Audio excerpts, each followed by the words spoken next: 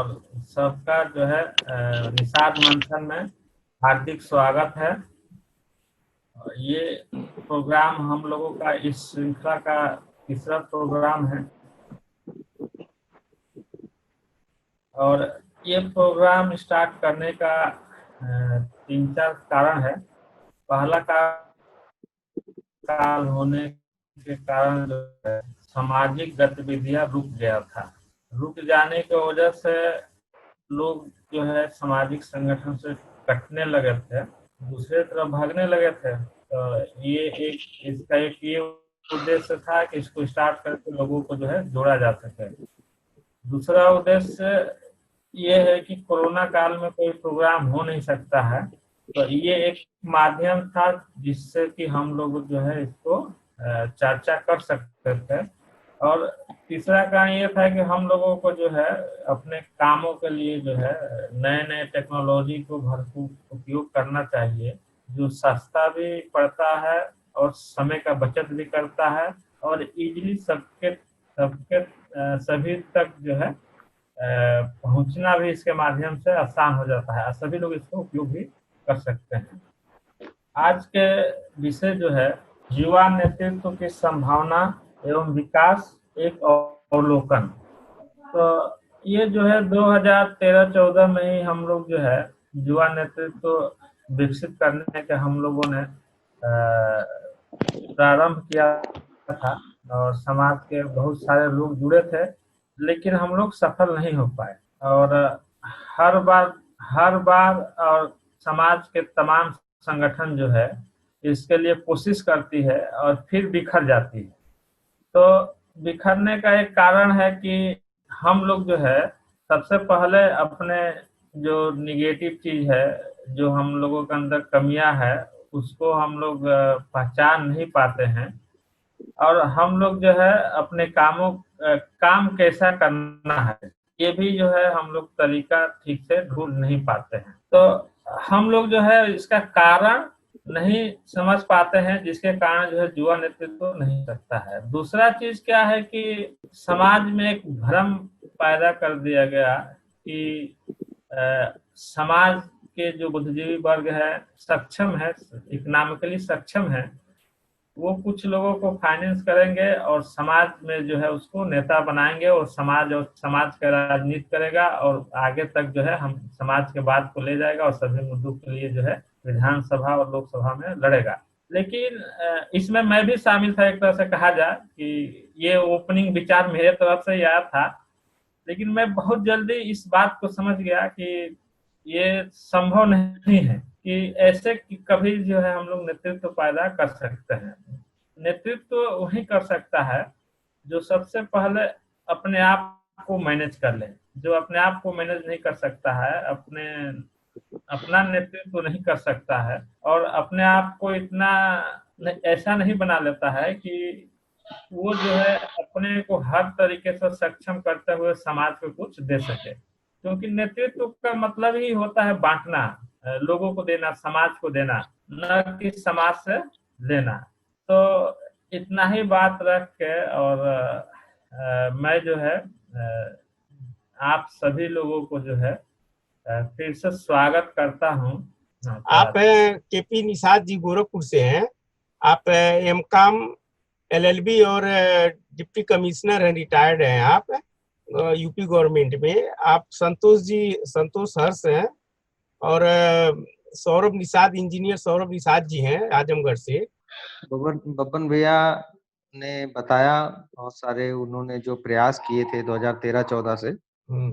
शायद आगे 2015 में मैं भी जुड़ा था किसी न किसी रूप में, कि कुछ देखने के बाद वास्तविकताएं जुड़ने का मन किया, तो मैं जुड़ा था, देखा। तब से जो है आज 5-6 साल हो गए, तब से देख रहा हूँ युवा नेतृत्व की संभावनाएं जो है अपने समाज में अगर लिया जाए तो हमारे जो समाज के युवा हैं उनके अंदर नेतृत्व करने की क्षमता भरपूर है, बशर्ते समाज में कुछ राजनीतिज्ञ ऐसे निकले जिनकी वजह से जो हमारा युवा है वो उसके पास कई सारे रास्ते हैं, मतलब वो एक रास्ते पे चल नहीं पा रहा है, वो गुमराह है।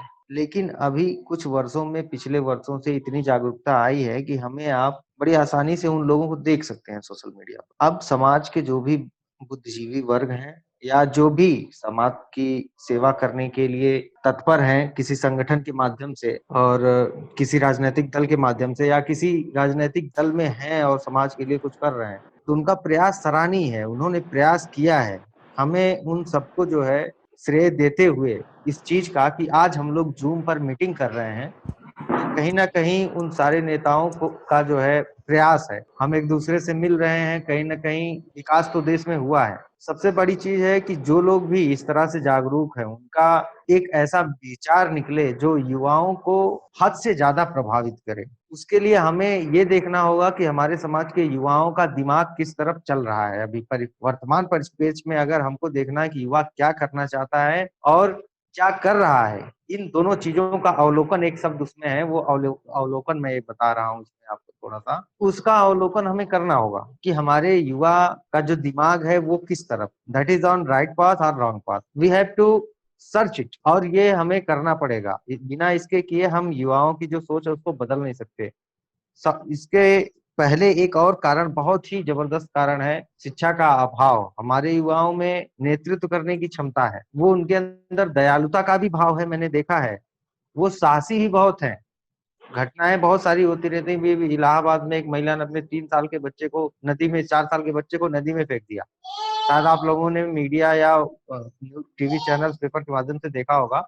एक 8 से 11 साल का शायद कोई बच्चा था अपने ही समाज का, वो पुल पे देख रहा है कि वो महिला जो है बच्चे को नदी में फेंक रही है। उसने कुछ नहीं सोचा, वो नदी में छलांग लगा दिया उसने, बच्चे ने, 8 साल से 11 साल का जो था, और उसने बच्ची को जो है पानी में गिरने से की जान बचाई, जो 4 साल का बच्चा। तो बहादुरी भी है समाज के अंदर, दयालुता है, स्वाभिमानी, और ये स्वाभिमान है उसके अंदर बहुत जबरदस्त। हम यहाँ जितने लोग जुड़े हैं, हम सभी लोगों के अंदर ऐसा स्वाभिमान है जिसको हम नहीं मारना चाहते, लेकिन कहीं ना कहीं हमको कंप्रोमाइज करना पड़ता है। तो ये जो कंप्रोमाइजिंग स्टेट होती है, ये कई सारी चीजों पर जो है डिपेंड करती है। हम किस तरह के समाज में रह रहे हैं, कौन सी शिक्षाएं हम ले रहे हैं, किन चीजों का हमें विरोध करना है, किन चीजों का हमें समर्थन करना है। युवाओं को ये चीज नहीं पता है, इसलिए आज उनका नेतृत्व है उनके अंदर, लेकिन वो खुलकर सामने और सही ढंग से नहीं आ पा रहा है। इसके लिए अभी हम लोगों का जो अनुभव रहा 5 से 6 साल का, उसमें हमने देखा कि बहुत सारे संगठन जो शिक्षा पर, स्वास्थ्य पर, सामाजिक स्तर को उठाने के लिए,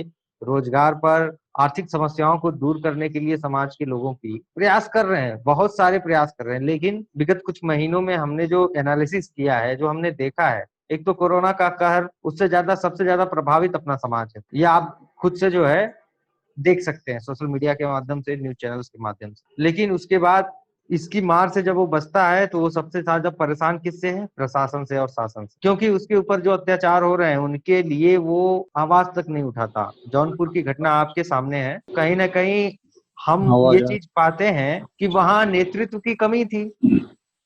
आपको असलियत में थोड़ा सा बताऊं, जो उस बच्ची के साथ जो दुर्घटना हुई है, उसमें 2 दिन तक उसके माता पिता ने ये खबर फैलाई कि उसकी मौत जो है सांप के काटने से या जहर खाने से हुई है, 2 दिन तक। इसलिए जो है वहां एफआईआर दर्ज होने में टाइम लगा। तो ये कहीं ना कहीं से डर पैदा किया गया है, और उस डर के पीछे का एक सबसे बड़ा महत्वपूर्ण कारण है शिक्षा। क्योंकि हमारे पहले की जो पीढ़ी है उसमें मैक्सिमम अभी आपको अशिक्षित लोग मिलेंगे समाज। हमारी पीढ़ी से या हमसे एक जनरेशन पहले वाली जो पीढ़ी है, जो हमसे 5 साल 10 साल बड़े लोग हैं, उनकी जनरेशन में थोड़ा सुधार, शिक्षा का थोड़ा सा स्तर उसमें बढ़ा है, और अब बढ़ रहा है, क्योंकि युवा जो है अब अपना रास्ता चुनने का, अपना दिमाग जिस स्तर का होना चाहिए उस स्तर का वो बनाने का प्रयास किया है।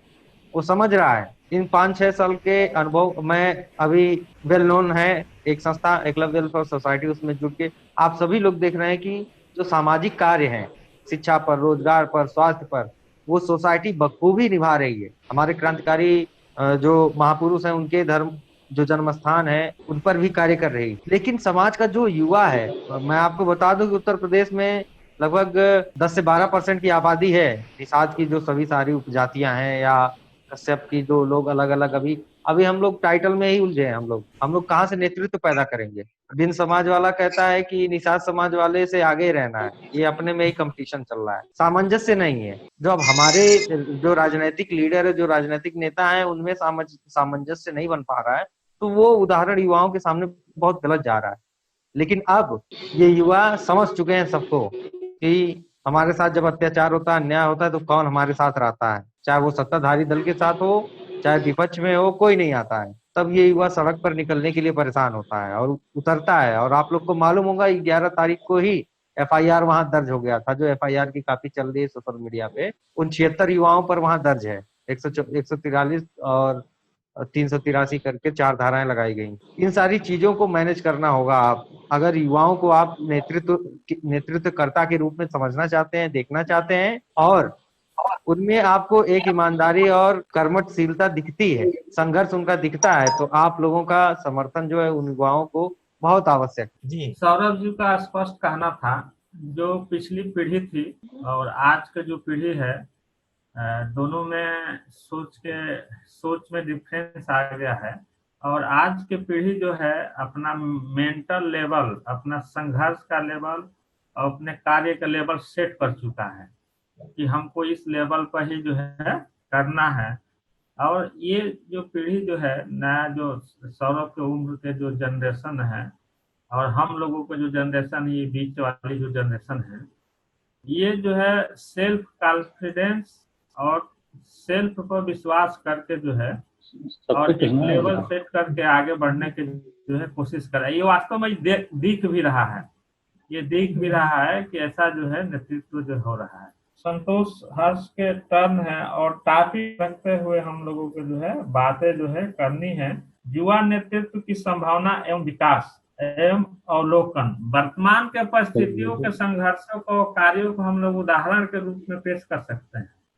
तो संतोष हर्ष जी, जैसा कि आज जो टॉपिक है, जैसे युवा नेतृत्व की संभावना एवं विकास अवलोकन, तो जो युवा नेतृत्व की संभावना है, ये जो टॉपिक है, ये बहुत महत्वपूर्ण टॉपिक है। और आज ये टॉपिक क्यों आया, आप बुद्धिजीवी वर्ग लोगों ने सोचा होगा, कुछ समझ के ये टॉपिक रखा होगा। तो आज जो पीढ़ी है हमारी, और जो हमारी जो पिछली पीढ़ियां रही हैं, जो हम लोग देखते आ रहे हैं कि जो नेतृत्व करने की जो क्षमता रही है, और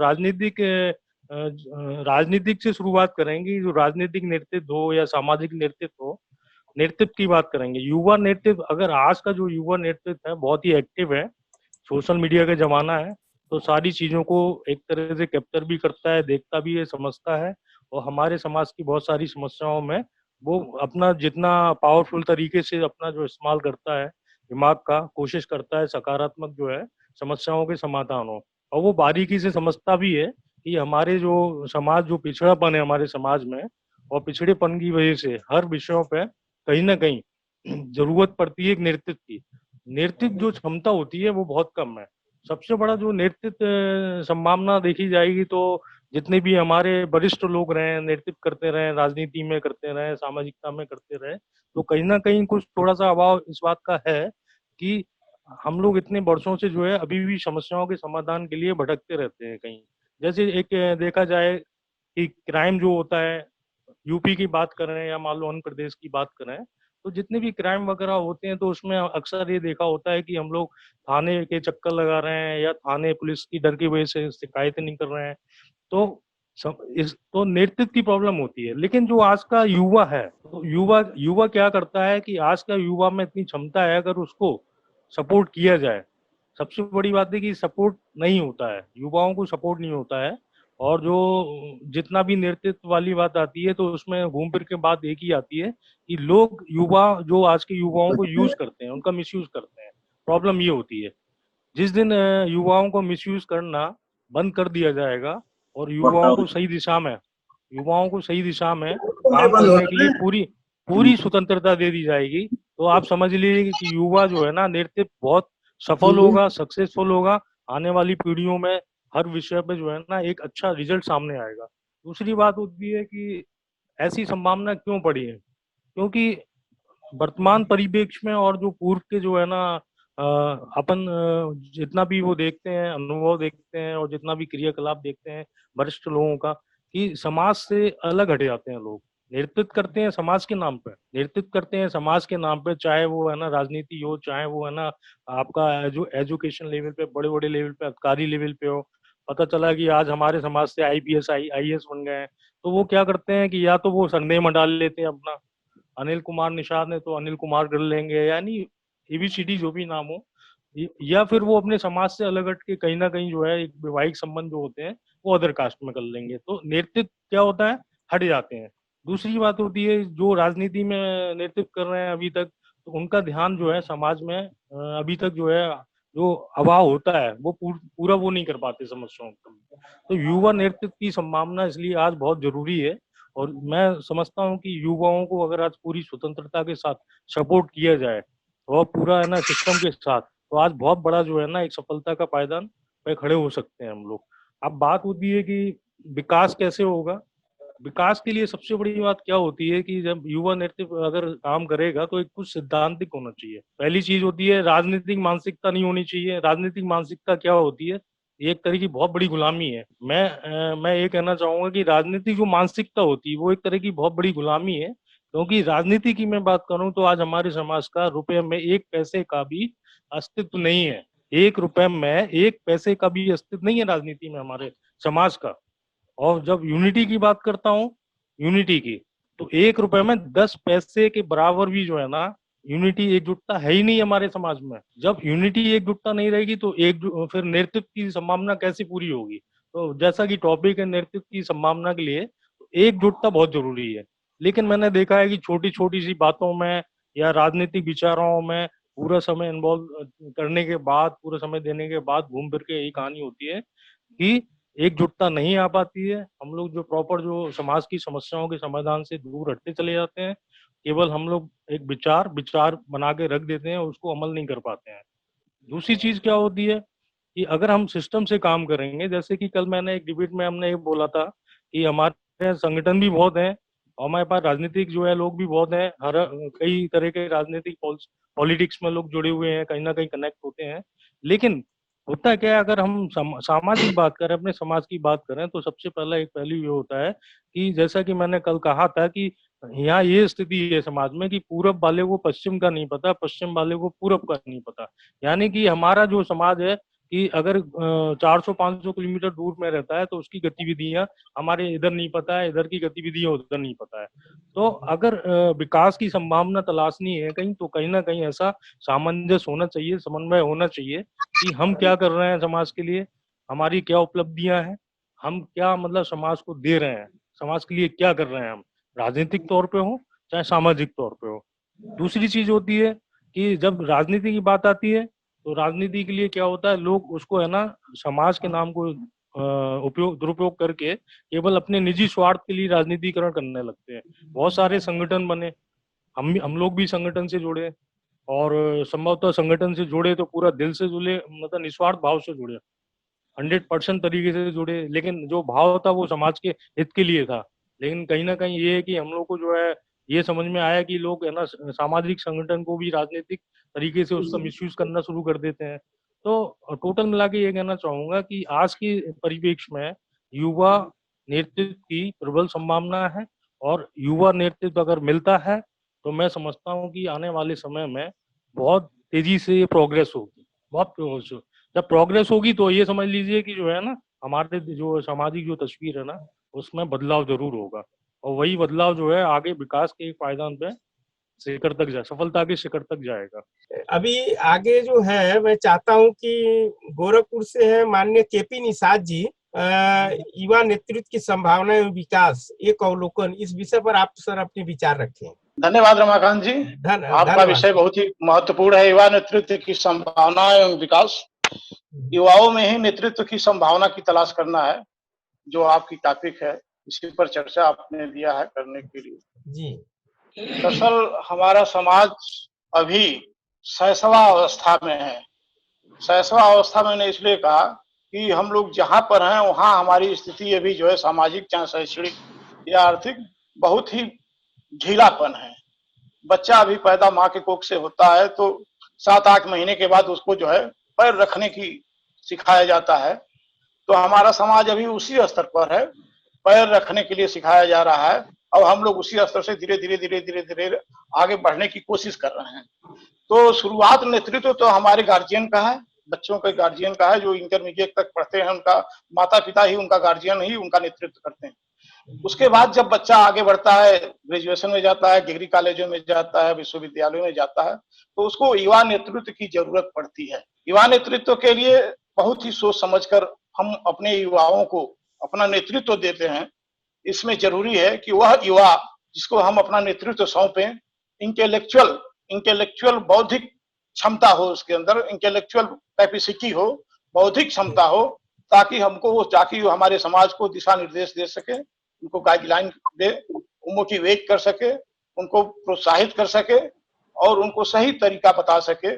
ऐसे लोगों की, ऐसे युवाओं की तलाश है जो इंटेलेक्चुअल पर्सन है। बहुत से ऐसे भी युवा हैं, शरीर से बहुत अच्छे हैं, उनकी उम्र भी युवाओं के जो है, जो एज ग्रुप है उसमें है, लेकिन अब जरूरी नहीं है कि वो हमारा नेतृत्व संभाल सके। नेतृत्व संभालने के लिए हमारा युवा वर्ग जो इंटेलेक्चुअल पर्सन हो वही हमको नेतृत्व दे सकता है।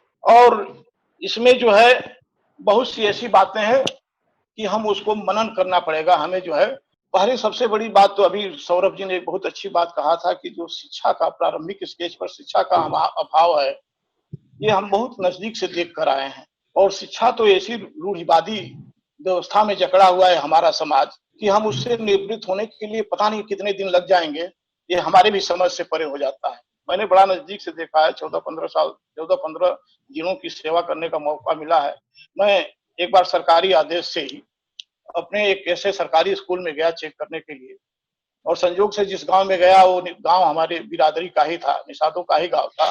तो उस स्कूल के बगल में ही एक सज्जन मिले, एक परिवार मिला जिनके बच्चे स्कूल नहीं जाते थे, जबकि जो बगल में स्कूल था भरा था, बच्चे पर्याप्त थे। बगल में जो गांव था स्कूल नहीं जाते थे, तो मैंने उनसे पूछा कि बच्चों को क्यों नहीं स्कूल भेजते। ये बात सुन के 4-5 लड़के बाहर खेल रहे थे दरवाजे, 4-5 लड़के और घर में से निकल गए, 7-8 लड़के 10 लड़के हो गए। तो मैंने पूछा बच्चों को क्यों नहीं स्कूल भेजते, सबके परिवार में देखे सब बच्चे स्कूल जा रहे हैं और आज आपके बच्चे घर पे ही खेल रहे हैं, ऐसा क्या है। तो उसने कहा है जो है, भोजपुरी में ही कहा कि साहब हमारे बच्चे को पढ़ाई नहीं जो ऐसा आता है, स्कूल जाना हमारे लिए दुश्वार हो गया है, क्योंकि हमारे माँ बच्चों को पढ़ाई सहता नहीं है। तो हमारे साथ जो प्रधान जी थे तो उन्होंने बताया कि सर ऐसा है, अभी विगत साल की बात है, पिछले साल की बात है, इनका एक बच्चा स्कूल गया था और कुछ ऐसा उल्टी दस्त किया, घर आए तो 1 घंटे की मर गया। तब से इनके दिमाग में ये बैठ गया है कि स्कूल गया है तभी ये बच्चा मरा है, अदरवाइज नहीं मरता। तो ये वो जो भ्रम है, रूढ़िवादिता है उनके अंदर, ये उनके अंदर से निकालना पड़ेगा। ये हमारे समाज में बहुत ज्यादा है। देवी देवताओं की पूजा करना, उनके ऊपर, उनके प्रसाद पर आश्रित रहना, ये हमारी रूढ़िवादिता है। और ऐसे नेतृत्व, हमको ऐसा ही नेतृत्व चाहिए जो इस रूढ़िवादिता पर प्रहार कर सके, उसको तोड़ सके। जब तक हम इसको तोड़ेंगे, इसको तोड़ने का एकमात्र यही आधार है कि हम शिक्षित बने, शिक्षा ग्रहण करें, अपने परिवार के, अपने बच्चों को और लोगों को आगे बढ़ने का मौका मिलेगा। इससे रूढ़िवादिता जब तक हमारे अंदर से जाएगी नहीं, तब तक हम नेतृत्व का सफल विकास नहीं कर पाएंगे। हमारा नेतृत्व, हमारा जो है, हमें विकास नहीं दे पाएगा। नेतृत्व के लिए सबसे बड़ी आवश्यकता ये भी है कि हमारे जो नेतृत्व करने वाले युवा वर्ग हैं, जो युवक हैं, जिनके कंधों पर हम भविष्य डालना चाहते हैं समाज का, बिरादरी का, वह भी एक योग्य होना चाहिए। विद्यालय में जो टीचर पढ़ाता है, पढ़ाने के पहले वो पढ़ता है, तो जो हमारा नेतृत्व हमारे बिरादरी के, हमारे समाज के जो नौजवान करें, उनको नेतृत्व करने के पहले एक ट्रेनिंग की जरूरत पड़ती है। पढ़ाने के लिए पढ़ना भी मस्ट है, बिना पढ़े वो पढ़ा नहीं सकते हैं, तो उनको भी एक प्रशिक्षण देने की जरूरत है। और इसके लिए एक कोर कमेटी की गठित करें, अपना एक कोचिंग की व्यवस्था करें कि हमको कैसे समाज बनाना है, कैसे समाज बनाना है, हमको किस परिप्रेक्ष्य में आगे चलना है, शिक्षा के क्षेत्र में, सामाजिक बदलाव के क्षेत्र में, आर्थिक क्षेत्र में। तो हम इस रूढ़िवादिता से मुक्ति पाने के लिए एक इंटेलेक्चुअल कैपेसिटी वाले, बौद्धिक क्षमता वाले नेतृत्व का हमको विकास करना पड़ेगा। दूसरी बात देखिए, अभी गवर्नमेंट जो हमारे नेतृत्वकर्ता, जो युवा वर्ग होगा, जो इनके अंदर बौद्धिक क्षमता होगी, पढ़ा लिखा होगा, वह अपने इंटेलेक्चुअल का प्रयोग जो है वो सरकार की नीतियों से भी कर सकता है। वर्ष 2003 में राष्ट्रीय युवा नीति बनाई गई थी भारत सरकार द्वारा, लेकिन 2003 में जो नीति बनी, युवा नीति, यूथ पॉलिसी जो बनी थी, वो अपने उद्देश्य को नहीं पा सकी और उसका फिर थोड़ा सा संशोधित करके 2014 में एक राष्ट्रीय युवा नीति बनाई, भारत सरकार ने बनाया था, जिसमें नवयुवकों को नेतृत्व प्रदान करके विभिन्न योजनाओं से उनको जोड़ना था। तो गवर्नमेंट की योजनाओं से जोड़ने के लिए भी हमारे बौद्धिक कैपेसिटी वाले, जो इंटेलेक्चुअल क्षमता वाले हैं, वही इस काम को कर सकते हैं। जब वो जुड़ेंगे, गवर्नमेंट की नीतियों से जुड़ेंगे, गवर्नमेंट के पॉलिसी से जुड़ेंगे, तभी अपने समाज को जो नेतृत्व दे रहे हैं और समाज के निचले तबकों को दे रहे हैं जो नेतृत्व, उससे वो जोड़ पाएंगे। उससे कनेक्शन वो तभी कर पाएंगे जब उनके अंदर नेतृत्व की क्षमता रहेगी, बौद्धिक क्षमता रहेगी, वो इस लायक बनेंगे। इसके लिए जरूरी है, मस्ट है। इसलिए शिक्षा का जो हमारे अंदर विकास होना चाहिए। सौरभ जी ने बड़ी अच्छी बात शुरू में कहा था कि शिक्षा का बहुत ही आवश्यक विकास जरूरी है, और जब तक शिक्षित नहीं बनेंगे तब तक हमारा सारा तो हम आगे नहीं बढ़ेंगे। शिक्षा सारे प्रगति की कुंजी है, चाहे वो सामाजिक क्षेत्र में हो, चाहे आर्थिक क्षेत्र में हो, चाहे वो राजनीतिक क्षेत्र में हो, सांस्कृतिक क्षेत्र में, आज जिस भी क्षेत्र में हो, शिक्षा हमारे जीवन के लिए एक सार्थक साधन है और इसको हमें अपनाना ही पड़ेगा, किसी न किसी रूप में नहीं, बल्कि सीधे हमको इसको अपनाना पड़ेगा। और इसके लिए हमको कई स्रोत ढूंढना पड़ेगा। इसके लिए संसाधन की भी कमी है। हर अब देख रहे हैं गवर्नमेंट जो है युवा वर्ग के लिए, हर समाज के युवा वर्ग के लिए कोचिंग की व्यवस्था कर रही है, कंपटीशन की व्यवस्था कर रही है, वहां उनको लड़के तैयार करें कंपटीशन के लिए। हमारा समाज भी इससे बहुत दूर तक अभी वंचित है। तो मैं तो अपेक्षा करता हूं जो हमारे युवा वर्ग जो नेतृत्व संभालने के लिए तत्पर हैं, तैयार हो रहे हैं, उनको मोटिवेट किया जा रहा है, प्रोत्साहित किया जा रहा है, उनको इस लायक बनाया जा रहा है कि हमारा नेतृत्व करें, हमारा अगुवाई करें। वह इस लायक बनाएं कि उनके अंदर कैपेसिटी विभिन्न टाइप की, वो बताएं कि हमारे जो नेतृत्व है वो किस दिशा में आगे बढ़ना चाहता है। बच्चों को तैयार करें। यही बच्चा इंटरमीडिएट से पास करके हायर डिग्री में एडमिशन लेता है, BA, BSc, BCom, BTech, MTech जो भी होता है, आगे की डिग्री एमबीए वगैरह है, एडमिशन लेता है। उनको किस लाइन में किधर ले जाना है, एक नेतृत्व प्रदान करने के लिए इंटेलेक्चुअल कैपेसिटी वाले व्यक्तियों का चयन करना पड़ेगा। और उसको अपने स्रोतों से, हमारा समाज तो बहुत गरीब है, यहाँ गरीब तो यहाँ तक है कहना, मतलब हम लोग भी दलित वर्ग ही हैं, लेकिन दलित वर्ग में एक जो हरिजन व्यक्ति है, समाज जिसको हम जमार भी कहते हैं क्षेत्र भाषा में, उससे भी हम लोग गए गुजरे हैं। 14-15 जिलों में मैंने बड़ा नजदीक से अपने समाज के लोगों को देखा है। मैं तो जब निकलता था फील्ड में तो देखता था अपने समाज के लोग का, किसी का पान निषाद, पान भंजार, साहनी पान भंजार, फलादीन पान, इस तरह माहौल वहां रोक कर मैं उनसे पूछता था क्या करते हो, कैसे हो, कहाँ घर है तुम्हारे, गांव में पढ़े लिखे के क्या स्तर है, तुम क्यों नहीं लिखे, बच्चे को क्या करते हो, पढ़ाते क्यों नहीं हो। तो मोटिवेशन या प्रोत्साहित करना या प्रेरणा देना, ये हमारे नेतृत्व के अंदर एक कूट कूट कर भरा होना चाहिए, ताकि उनको जो है एक दिशा दी सके। गुण क्या होना चाहिए? नेतृत्व का गुण बहुत ही महत्वपूर्ण होता है। नेतृत्व क्या है, तो आप समझ रहे हैं कि हमारे सामाजिक, आर्थिक, बौद्धिक और तमाम जो नीतियां, सांस्कृतिक, इसको जो विकास दे सके, नेतृत्व दे सके, वही अच्छा नेतृत्व कर्ता कहलाएगा, वही हमारा लीडरशिप कहेगा। इनमें हमारे नेतृत्व को अंदर जो हमारे नेता हैं, अगुआ जो हमारे बने, उनके अंदर एक नौकरशाह का नेतृत्व भी होना चाहिए।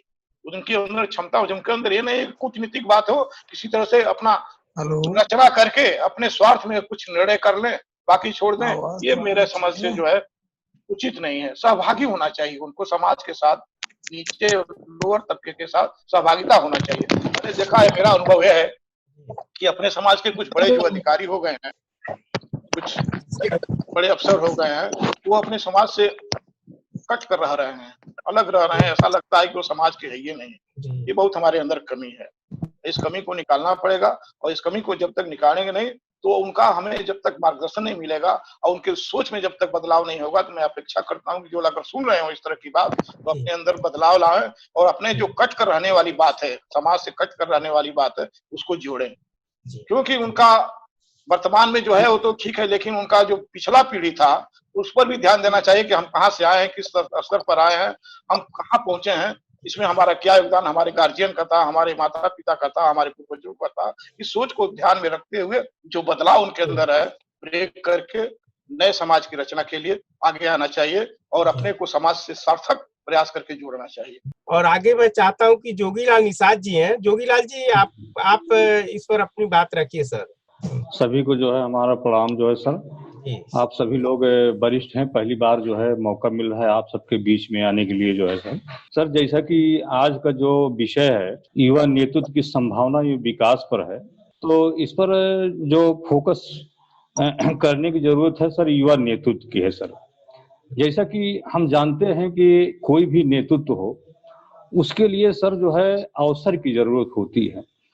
एक उदाहरण देना चाहेंगे आपको कि सपा और बसपा की सरकार आई सर, उनके लोगों में जो है या उनसे जो जुड़े हुए लोग थे उनको एक अवसर हो गया जो है नेतृत्व करने की। तो चाहे हमारे यादव भाई हों या एससी भाई हों, तो उनको एक सीख मिल गई। उसके बाद इतना नेता पैदा हो गए समाज में सर को ऑटोमेटिक जो है उनके समाज की जो भी समस्याएं थी वो समय समय पे सॉल्व होती रही। और आज भी जो है उनका नेतृत्व की क्षमता का जो विकास हो गया उसका फायदा उनके आने वाली पीढ़ियों को मिल रहा है, चाहे उनकी सरकार मौके पर हो या ना हो सर। तो कहने का मतलब सबसे पहले ये बात है कि अवसर का जो है हमारे समाज में अभाव हुआ। हमारा समाज जो है कभी भी जो है राजनीतिक क्षेत्र पर हमारे समाज का प्रतिनिधित्व नहीं हो पाया, चाहे जो भी कमी रही हो, हमारे समाज के नेताओं का कमी रही हो या जो भी पुराने नेतृत्वकर्ता को रही हो।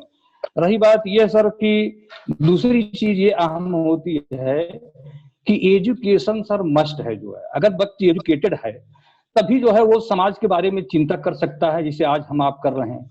या नेतृत्व की बात आती है सर, देखा जाए तो जो हमारा युवा नेतृत्व है, जो सर युवा है, जो हमारा युवा जो है एक प्रकार का शिकार है इस चीज का कि हमारे युवा जब हाई स्कूल इंटर में पढ़ते हैं तो उसके बाद ये लोग पढ़ाई छोड़कर पलायन कर जाते हैं, पंजाब, पटियाला, हरियाणा, दिल्ली, महाराष्ट्र, इन जगहों पर जाके नौकरी करने लगते हैं सर। इस जगह पर इनको रोकने की जरूरत है कि इनकी एजुकेशन जो है कम से कम जो है स्नातक अगर हो जाए तो ये कहीं भी बिजनेस करेंगे, धंधा करेंगे, जो भी क्षेत्र अपनाएंगे उसमें जो है महत्तम विकास करेंगे सर, चाहे वो जिस क्षेत्र का हो। यानी हर जगह वो अपना नेतृत्व जो है करेंगे और आगे जाएंगे। तो पहला जो है हम जहां तक देखे, अभी हमारे केपी सर बोल रहे थे तो उनका हम बात ध्यान से सुन रहे थे। पहली बात तो इस समाज को अवसर का अभाव हो गया सर। दूसरी बात जो है एजुकेशन का अभाव भी हो गया। तीसरी चीज ये है सर, पॉलिटिकल लेवल पर जो है कभी भी इस समाज को संरक्षण नहीं मिला है। आप देखेंगे कि जो भी हमारे समाज के नेता हुए और अपनी समाज की बात जो है अगर पटल पर रखने की कोशिश किए, वो रख इसलिए नहीं पाए कि क्योंकि हमारे समाज की प्रतिनिधित्व करने वाली कोई ऐसी पार्टी नहीं थी या कोई ऐसा लीडर नहीं था कि जो हमारे समाज का केंद्रीय लीडर जो है बन सके। जैसे आप समझिए कि यदुवंशी समाज के केंद्रीय लीडर के रूप में मुलायम सिंह यादव उभरे और एससी समाज के केंद्रीय लीडर के रूप में बहन मायावती उभरी। तो इस प्रकार का हमारे समाज का कोई लीडर उभर नहीं पाया कि जिससे हमारे समाज के लोग यह लालायित हों कि हम भी राजनीति में उतरें या उनसे ट्रेनिंग प्राप्त करके जो है आगामी भविष्य में अपना जो लाइफ है राजनीति के क्षेत्र में या नेतृत्व के क्षेत्र में उभार सकें सर। तीसरी चीज ये है सर, अभी एक बात आई थी इसके पहले वक्ता की कि लैक ऑफ यूनिटी, हमारे समाज में यूनिटी की कमी है सर। आपका समाज सर जो है बहुत से जातियों उपजातियों में बटा हुआ है। हम कोई कहता है कि मैं कश्यप हूँ, कोई कहता है कि मैं केवट हूँ, निषाद हूँ, मल्लाह हूँ, बिंद हूँ, गौड़, तुरैया, वाथम, इस प्रकार से तमाम जो है उपजातियों में बटा हुआ है और सबके अलग अलग संगठन बन गए हैं और बनते भी जा रहे हैं।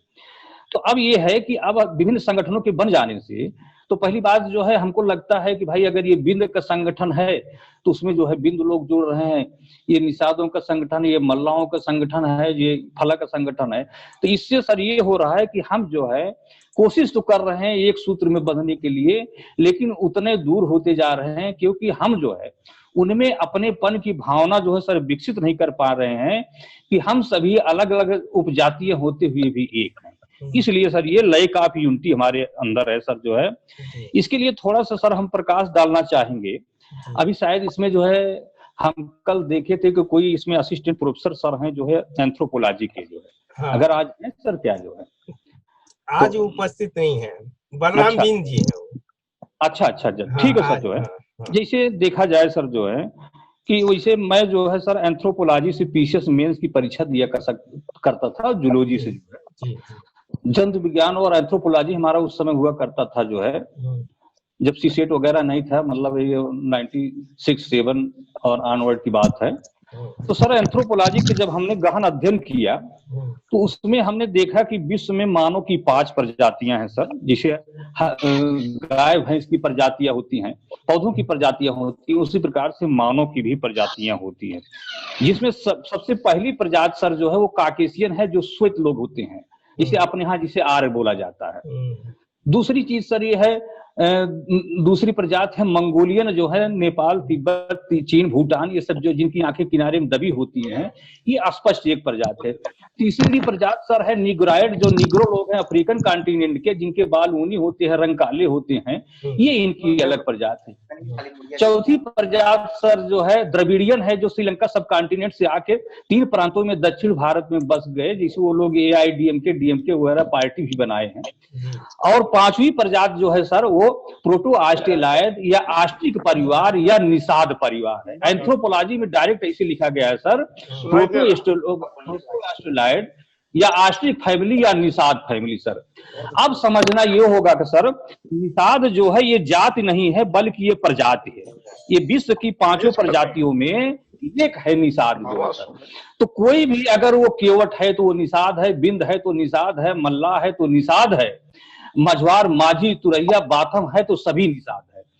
अब आप यहाँ से तुलना करिए कि हम इस पर बल क्यों दे रहे हैं निषाद पर, कि आप अगर देखें कि जब वर्ण व्यवस्था हुई तो इसमें ठाकुर, ब्राह्मण और बनिया यानी 4 प्रकार के जो वर्ण बने हैं, जो है ठाकुर, ब्राह्मण, वैश्य।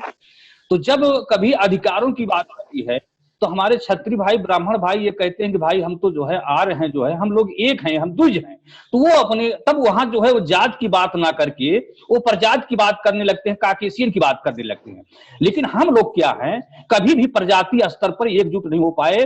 केवल प्रोटो ऑस्ट्रेलाइड विश्व की एक ऐसी प्रजाति है, निषाद प्रजाति, जिनकी उपजातियों में विभाजन है। तो ये सर जो है हम लोग जब लगभग 112 जो है इंप्लाई को जो है एक मंच मिला, एकत्रित हुए सर, ये सोचा गया कि अगर जो है फॉरवर्ड लोग जो है वो आर्य समाज या काकेशियन प्रजाति की बात करके एक हो जाते हैं, तो ये जो हमारी सबसे ज्यादा उपजातियां हैं, जो ओबीसी की जो है सबसे ज्यादा उपजातियां हैं, वो चाहे सर चमार है, चाहे बर्मा है, वो भी जो है निषाद प्रजाति की है। क्योंकि अगर आप कहेंगे चमार से कि आप निषाद प्रजाति की हैं, तो कहते नहीं भाई मैं तो केवट हूं, लेकिन उनको मालूम नहीं कि प्रजाति मेरी क्या है। क्योंकि विश्व में जब 5 प्रजाति है तो सबकी एक प्रजाति है जो सर जो है। तो अब बर्मा भी अगर है वो भी निषाद प्रजाति का है, जो है जात उसकी कुर्मी है, लेकिन प्रजाति उसकी जो है निषाद है। तो सर हम लोग जो है एक संगठन के माध्यम से जुड़े, जो यूनाइट फाउंडेशन है, union of Nishad intellectuals teachers and employ, ये हुआ सर कि अगर हम लोग जातीय स्तर पर काम करेंगे तो ये होगा कि ये कश्यप हैं, ये इनकी अलग मतलब संगठन है, ये मल्लाह है, ये बिंद है, ये माझी है, मझवार है। क्यों ना हम जो है उन काकेशियन की तरह जो है बोलें कि भाई ये सभी लोग जो है कश्यप, निषाद, माझी, मझवार, बिंद जो है, तुरैया, बाथम, ये सभी निषाद हैं। अगर हम प्रजाति युद्ध करें तो प्रजाति के नाम पर अगर एकत्रित हो सर, तो आज जो है ये हमारे जो नेतृत्व का भाव है, ये इसका जो है मामला हल हो जाएगा। पूरब में इधर जो है समझ लीजिए कि निषाद, साहनी, कश्यप, बेल्ट तमाम लिखने वाले हैं, पश्चिम में कश्यप लिखने वाले हैं। अगर हम लोग सर एक हो जाएं तो अभी हमारे RK सर ने कहा कि हमारी लगभग आबादी जो है 12% ऊपर है सर, तो हम एक बहुत बड़ा जो है प्रॉब्लम सॉल्व कर सकते हैं सर। तो यही सर हमारा कहना है कि हम लोग जो है जातिवाद को जो है उसको समेट ले प्रजातवाद में, यानी हम लोग माने कि जो हमारी सभी उपजातियां हैं दैट आर निषाद, क्योंकि ये एंथ्रोपोलॉजी में लिखा हुआ है और विश्व में मानव की प्रजातियां 5 ही हैं। ये वैज्ञानिक अवधारणा है, जेनेटिक अवधारणा, इसको कोई क्लेम नहीं कर सकता, इसको कोई बदल नहीं सकता। तो सर ये कोशिश किया जाए, आप आज इंटेलेक्चुअल की मीटिंग हो रही है कि हम लोग इस बात पे काम करें कि जो केवट हैं, मल्लाह है, बिंद है, माझी है, मझवार हैं, खरवार हैं, ये जितनी भी उपजातियां हैं ये सभी निषाद हैं। रही बात जो है थोड़ा सा यदुवंशियों में फर्क होगा, क्योंकि ये द्विवंशी है सर, ये क्रॉस जातियां हैं। क्षत्रिय जो है 3 लोगों का क्रॉस है, काकेशियन, मंगोलियन और प्रोटो ऑस्ट्रेलाइड की, और यदुवंशी जो है ये काकेशियन और जो है प्रोटो ऑस्ट्रेलाइड की क्रॉस हैं, द्विवंशी हैं। इसलिए हमारा इनका कभी जो है सर बैठ नहीं सकता, जो है ये तो आपसी मीटिंग है, इसलिए हम कह दे रहे हैं। तो सर मेरा यही उद्देश्य है कि जो युवा नेतृत्व की संभावना है, तो युवा नेतृत्व में अगर हम इन सभी निषाद प्रजाति की सभी उपजातियों को अगर लेकर चलेंगे, एक जोड़ने में सक्षम हो गए, अपने जीवन के जो 40-50 साल बचे हुए हैं, अगर इस समय इतने काल में अगर हम लोग जुट कर जो है सबको बताएं कि भाई जात तो अलग अलग है, ठीक है, लेकिन प्रजात हमारी एक है। जहां जब इकट्ठा होने की बात आवे तो हम प्रजात के नाम पर, प्रोटो ऑस्ट्रेलाइड के नाम पर या निषाद के नाम पर एक हो जाएं, और उसकी जो विचारधारा है उस जगह पर हमारा नेतृत्व जो है सेंट्रलाइज्ड हो जाए, और वहां पर हम अपनी बात रखें, अपने समाज के सामाजिक, आर्थिक, राजनीतिक, शैक्षिक उन्नयन के लिए सर एक मंच पर काम करें। तो सर बहुत बहुत धन्यवाद, जो है आज हम इतना ही बात करना चाहते हैं, आप लोगों को जो है बहुत सुनना बढ़िया जरूरी है सर। आपने बहुत अच्छा आपका विचार रहा। जो है और आगे साहनी जी, संत कबीर नगर से केपी साहनी जी, आज का जो विषय है युवा नेतृत्व की संभावना एवं विकास, एक अवलोकन, इसमें आप अपनी विचार रखिए। अरे सबसे पहले तो मैं सभी बंधुओं को नमस्कार करता हूं। और जैसे युवा नेतृत्व की संभावना, तो युवा नेतृत्व तो समझ लीजिए अपार संभावनाएं है। नेतृत्व का संभावना तो अपार है, लेकिन उसके लिए जो है युवा जो है उनको बैकिंग होना चाहिए, बैकिंग मिलना चाहिए, पीछे से सपोर्ट मिलना चाहिए। जब तक युवाओं को पीछे से सपोर्ट नहीं मिलेगा तो अपने बल पर जो है वो नेतृत्व नहीं कर सकते। आप उदाहरण देख लीजिए सभी पार्टियों का, जैसे बसपा हुआ, सपा हुआ और जितने भी हुए हैं, तो उनके पीछे जो सपोर्ट था, तो जो नया नेतृत्व, जैसे अभी ये हमारे अखिलेश जी नया नेतृत्व ये है, लेकिन उनका बना बनाया था, पहले का बाइकिंग जो है बहुत अच्छा था। तो उसके हिसाब से जितने भी युवा हैं बहुत अभी संभावनाएं हैं, क्योंकि जो है ये हमारे समाज के युवा जो है अभी शिक्षा में मतलब ज्यादा पहले से ज्यादा आगे हैं। और ये नेट का जमाना है, तो सब एक में जो है जुड़ जा रहे हैं और सबकी जो है मेल जोल बढ़ रहा, तो उनको सबके भावनाओं को समझने को मिल रहा है। और देखिए युवा में सबसे अभी बहुत से हमारे युवा हैं वो अपने को हीन भावना समझते हैं। जैसे हम बहुत से आदमी को देखे, अभी जो हमारे यहाँ जो डॉक्टर हैं, लेकिन वो अपने जाति को नहीं लिखते हैं। जैसे धर्मेंद्र निषाद लिखे या धर्मेंद्र साहनी लिखे, और बहुत से ऐसे हैं, तो उनके अंदर जो हीन भावना, क्यों उनको मान सम्मान नहीं मिलता है उनके समझ से। तो मेरा ये कहना है कि मतलब ये धीरे धीरे जैसे हम लोग जुड़ेंगे आपस में, तो उनका भी मान सम्मान बढ़ेगा और आगे आगे जो है उनके नेतृत्व की क्षमता भी बढ़ेगी। अभी देखिए हमारे जो है डॉक्टर संजय निषाद हैं, ये एक बैग देखिए कितने आगे आगे है। लेकिन अभी हमारे समाज में सबसे बड़ी कमी तो ये हो गई है कि जो भी नेतृत्व करना चाहता है, लेकिन वो बोलते हैं ना हम जो है समाज सेवा करेंगे, लेकिन वो खुद अपना ही सेवा करने लगता है। तो इससे अपने समाज की जो है उनका जो है विश्वास जो है धीरे धीरे खत्म हो जाता है। आगे जो है आने वाले समाज में समझ लीजिए कि कठिन हो जाता है। जैसे अभी नेतृत्व जो कोई नया नेतृत्व आएगा उसके लिए उन हो जाएगा, क्योंकि वो हमारा समाज देखता है ना, हमारे समाज पे जो है बहुत ही सच्चे आदमी है, अपने समाज के जो है बहुत सच्चे, बहुत जल्दी जो है वो उनके जो बातों में आ जाते हैं। तो युवा नेतृत्व मिलने की संभावना बहुत ज्यादा रहेगी। और जैसे अन्य समाज में, जैसे हम बॉम्बे में रहते हैं और वहां मैं देखा कि जो ये मुस्लिम समाज है उन लोग जो है एक प्लेटफॉर्म बनाए हैं, उसमें जो है आईटी और नए नए जो है जैसे आईटी में और इंजीनियरिंग में जाने के लिए एक कोचिंग सेंटर खोले हैं निःशुल्क, उसमें कोई पैसा नहीं लगता है। तो उससे जो है युवा नेतृत्व जो है पढ़ लिख करके जब आगे आएगा तो अपने आप उनको समाज की विकास के लिए वो बात सोचेगा। और जब तक जो शिक्षा नहीं आएगा तो नेतृत्व सवाल ही नहीं पैदा होता है। बहुत बहुत धन्यवाद। आप मैं साहनी जी, सुरेश जी, जो सब्जेक्ट है युवा नेतृत्व की संभावना एवं विकास, तो इस सब्जेक्ट पर आप अपनी बात रखिए सर। विषय बहुत अच्छा है और सारगर्भित इस पे बात भी होनी चाहिए थी। मुझे लगता है कि हम अपने समाज को जिस ओर ले जाना चाहते हैं, चिंतन स्पष्ट है कि हम समाज की स्थिति को लेकर ही चिंता कर रहे हैं, लेकिन यहाँ विषय आता है युवा नेतृत्व का। और नेतृत्व एक के बारे में कहा गया है कि तलवारों की नोकों पर वीरों की जवानी पलती है। तलवारों की नोकों पर वीरों की जवानी पलती है, इतिहास उधर मुड़ जाता है जिस ओर जवानी चलती है। हाँ, बहुत खूब, बहुत खूब। तो मेरा कहना है कि जब हम बात करते हैं नेतृत्व की, तो नेतृत्व के लिए ये सही बात है कि प्रायोजन बहुत मायने रखता है। प्रायोजन कैसा कि समाज के वो लोग ऐसे चिंतक सक्रिय हो जाए जिनके लिए निजी हित कोई मायने न रखता हो, समाज का हित सर्वोपरि हो। और जब इतना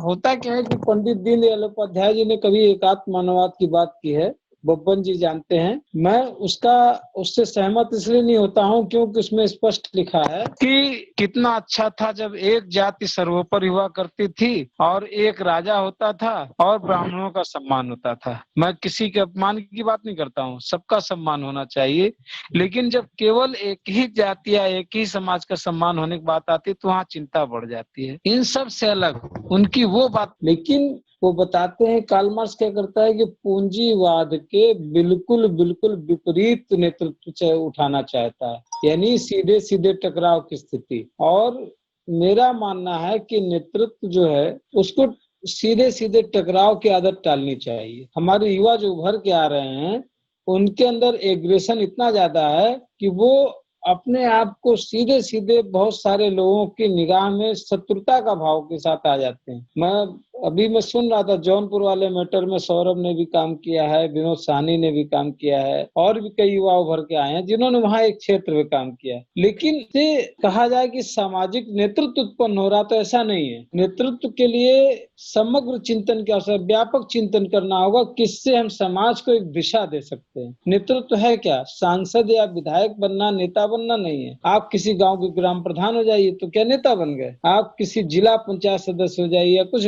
ऐसा नहीं है। जो आदमी किसी पद पे नहीं है वो भी नेता बन सकता है। नेतृत्व के लिए जरूरी नहीं कि वो व्यक्ति किसी पद पर आसीन है तभी वो नेता है। उदाहरण आपके सामने है कि डॉक्टर संजय के लड़के सांसद हैं लेकिन वो नेता नहीं है। नेता उसके अंदर नेतृत्व की भावना होती है। डॉक्टर संजय कुछ समय तक नेता थे, उसको जोड़ने का प्रयास किया और उनकी जो बातें थी, जो उद्देश्य थे, उससे लगता था वो व्यापक हितों पर कार्य करेंगे, समाज को आगे बढ़ाने की बात करेंगे। लेकिन सांसद बनने के बाद उनके हाथ पैर बंद से गए, वो और गौड़ हो गए। ये साबित करता है हमारे समाज के 9 सांसद हैं सदन के अंदर में, और 9 सांसद आप देखिए कि जब इतना लॉकडाउन हुआ, तमाम सारी स्थितियां हुई, मैक्सिमम समाज का क्षेत्र आपका लॉकडाउन से प्रभावित हुआ है। उसके पहले भी कभी पर्यावरण के नाम पे, कभी गंगा सुधार के नाम पे, गंगा सफाई के नाम पर पे तमाम सारे ऐसे काम हुए जिससे उन 9 सांसदों ने कभी भी अपने समाज के लिए आवाज नहीं उठाई। तो नेतृत्व नहीं है ये। नेतृत्व वो होता है जो समाज में या देश को दिशा दे सकने की क्षमता रखता है। मैं कहूंगा कि रामविलास पासवान भले 5 सांसद के साथ है लेकिन वो नेता है। मुलायम सिंह नेता है। समाज को जिन्हें टिकट मांगने की आवश्यकता नहीं होती वो सभी नेता हैं। और यदि हम टिकट के लिए भिखारी बनने की स्थिति में है, हम इतने कमजोर हैं, हम डरते हैं कि हम सत्य बोलेंगे तो मेरा टिकट कट जाएगा, तो वो व्यक्ति समाज का नेता नहीं हो सकता। दूसरी चीज, अभी हमारे मित्र बोल रहे थे शिक्षा के क्षेत्र में हमारा समाज बहुत पीछे है, तो मित्रों ये भी बिल्कुल दिमाग से उतार दीजिए। नेतृत्व के लिए शिक्षा जरूरी नहीं है। आप सदन उठा के देखिए ना, अभी लोकसभा के अंदर उमा भारती जी कक्षा 5 पास थी, खुद मोदी जी इंटर के पास है कि नहीं पास है वो भी पता नहीं है, लेकिन उनके सर्टिफिकेट फर्जी बना दिखाए गए हैं। हमारे अमित शाह जी की डिग्री भी स्पष्ट नहीं है, बड़े नेता हैं और देश के सर्वोच्च पद पर बैठे हुए हैं। मंत्रालय में प्रधानमंत्री के बाद सर्वोच्च पद उन्हीं के पास एक तरह देखा है। तो फिर उसके बाद स्मृति ईरानी जी HRD मिनिस्ट्री संभाल रही थी, इंटर पास थी। साध्वी निरंजन ज्योति हमारे समाज से है, कक्षा 5 पास है। तो शिक्षा कहाँ जरूरी है? और इनको छोड़ दीजिए, मोदी जी को छोड़ दीजिए, संत कबीर ने एक समय में पूरे देश को दिशा दी है। संत के रूप में सही, आज भी उनकी बातों को हम दोहराते हैं। क्या उनके पास कोई शैक्षिक डिग्री थी? चंद्रगुप्त विक्रमादित्य को ले लीजिए, भेड़ चराने वाले आदमी को मौका मिला, उसने नेतृत्व किया और नेतृत्व के पूरे देश का आज इतिहास पुरुष बना हुआ है। क्या चंद्रगुप्त के पास कोई डिग्री थी? तो शिक्षा तो कतई मायने रखती है। मायने क्या रखती है? अभी आपने बोला जाति एकता, तो जाति एकता भी जरूरी नहीं है। यदि नेता उभर के आएगा तो लोग उसके पीछे चलते हैं। अगर भीड़ के साथ कोई चलना चाहता तो नेता होता ही नहीं। किसी दिशा में वो आदमी नेता नहीं बन सकता है। क्योंकि उस आदमी के अंदर अपने साहस का अभाव है। वो केवल भीड़ की दम पर नेता बनना चाहता है। तो भीड़ की दम पर केवल वो सांसद अधिक से अधिक बनेगा, सांसद बन के रह जाएगा, विधायक बन के रह जाएगा, किसी की कृपा से राज्य मंत्री हो जाएगा, इसके ऊपर नहीं जा सकता। और राज्य मंत्री होना भी आज समाज में बहुत ज्यादा सम्मान का विषय नहीं है, क्योंकि वो शासन के किसी कार्य में राज्यमंत्री। कई ऐसे नेता बने समाज में जो कि जात के आधार पर नहीं बने। जॉर्ज फर्नांडिस के पास बताइए ना कौन सी जात का आधार था। मधु लिमे बने हैं और तमाम सारे नेता बने हैं। जाति एक मायने रखती है, लेकिन जाति आपको केवल सांसद या विधायक बना सकती है। नेता बनने के लिए आपके पास चिंतन जरूरी है, और उस चिंतक को, जो आपके समाज का युवा चिंतक उभर के आता है, जैसे संतोष साहनी कुछ दिन उभरे थे, लेकिन उनके पास चिंतन न होने से वो खत्म हो गए। सौरभ है, अच्छा चल रहे हैं। सौरभ के पास अगर समाज का चिंतन नहीं होगा, केवल निजी चिंतन तक सीमित रहेंगे, कुछ दिन बाद ये भी हमें लगता है कि विलुप्त हो जाएंगे। तो हमें जरूरी है कि यदि ये लड़ें, समाज में आगे बढ़े, इनके पास चिंतन हो, इनसे पूछे कि इनका आर्थिक चिंतन क्या है, इनसे पूछिए ये समाज को कैसे दिशा देना चाहेंगे। अपने युवा नेताओं को, अपने जिनके ऊपर आप समझते हैं ये युवा नेतृत्व है, इनको आगे लेके आइए, इनसे साक्षात्कार लीजिए, और यदि इनका चिंतन आपको समझ में आता है, हमारे समाज के बुद्धिजीवी इनको पास करते हैं, तो इनको हमें प्रायोजन करना होगा, इनको शेल्टर देना होगा। इनके पीछे पीछे हम लोग सबकी एक कवर दे करके चलना होगा कि हमारा नेता आगे बढ़ रहा है और ये कल आगे बढ़ेगा, इसको कोई असुरक्षा न होने पाए, इसको कोई नुकसान न होने पाए, इसकी दिशा न बदलने पाए, इसकी चाल चरित्र पे कोई हमला न होने पाए। ऐसा जब हम करेंगे तब हम अपने देश, अपने समाज से अपने देश को युवा नेतृत्व दे पाएंगे। हमारी कल्पना थी पूरे देश को, मालूम है सहारा श्री ने एक बार अपने बेटे का शादी का समारोह किया था। उन्होंने देश के चुने हुए 40,000 लोगों को बुलाया था। 40,000 लोग जो देश के भिन्न भिन्न क्षेत्रों के विशिष्ट लोग थे, उनको उसने अपनी शादी में कार्यक्रम में न्योता दिया था। और मैं बड़े दुख से कहता हूं कि उस 40,000 में शायद हमारे समाज के 4-5 लोग रहे होंगे, जबकि हमारी आबादी 18 करोड़ से ऊपर है। यानी 18 करोड़ का मतलब है कि यदि 135 करोड़ लोग हैं और उसको आप मान लीजिए कि 40,000 लोग उसमें चुने गए, तो 40,000 में से 18 करोड़ का कितना प्रतिशत बन सकता था? ये सोचने वाला विषय है। यानी कम से कम हम उसमें 7 से 8 हजार आदमी हमारे अपने होने चाहिए थे। वो जहाँ अभी कोरोना प्रकरण आया है और राष्ट्रीय आपदा आती है, तमाम सारी चीन की घटनाएं होती, लोग पत्रकार सवाल करते हैं, तो उन पत्रकार जिनसे सवाल करते हैं उसमें हमारे समाज का एक भी नेता नहीं होता है। तो हम कैसे मान लें कि वो हमारे नेतृत्व हैं? नेतृत्व हम अभी से जब अपने युवा को उभारेंगे तो आज से 10 से 15 साल बाद वो हमारा समाज का नेतृत्व बनेगा।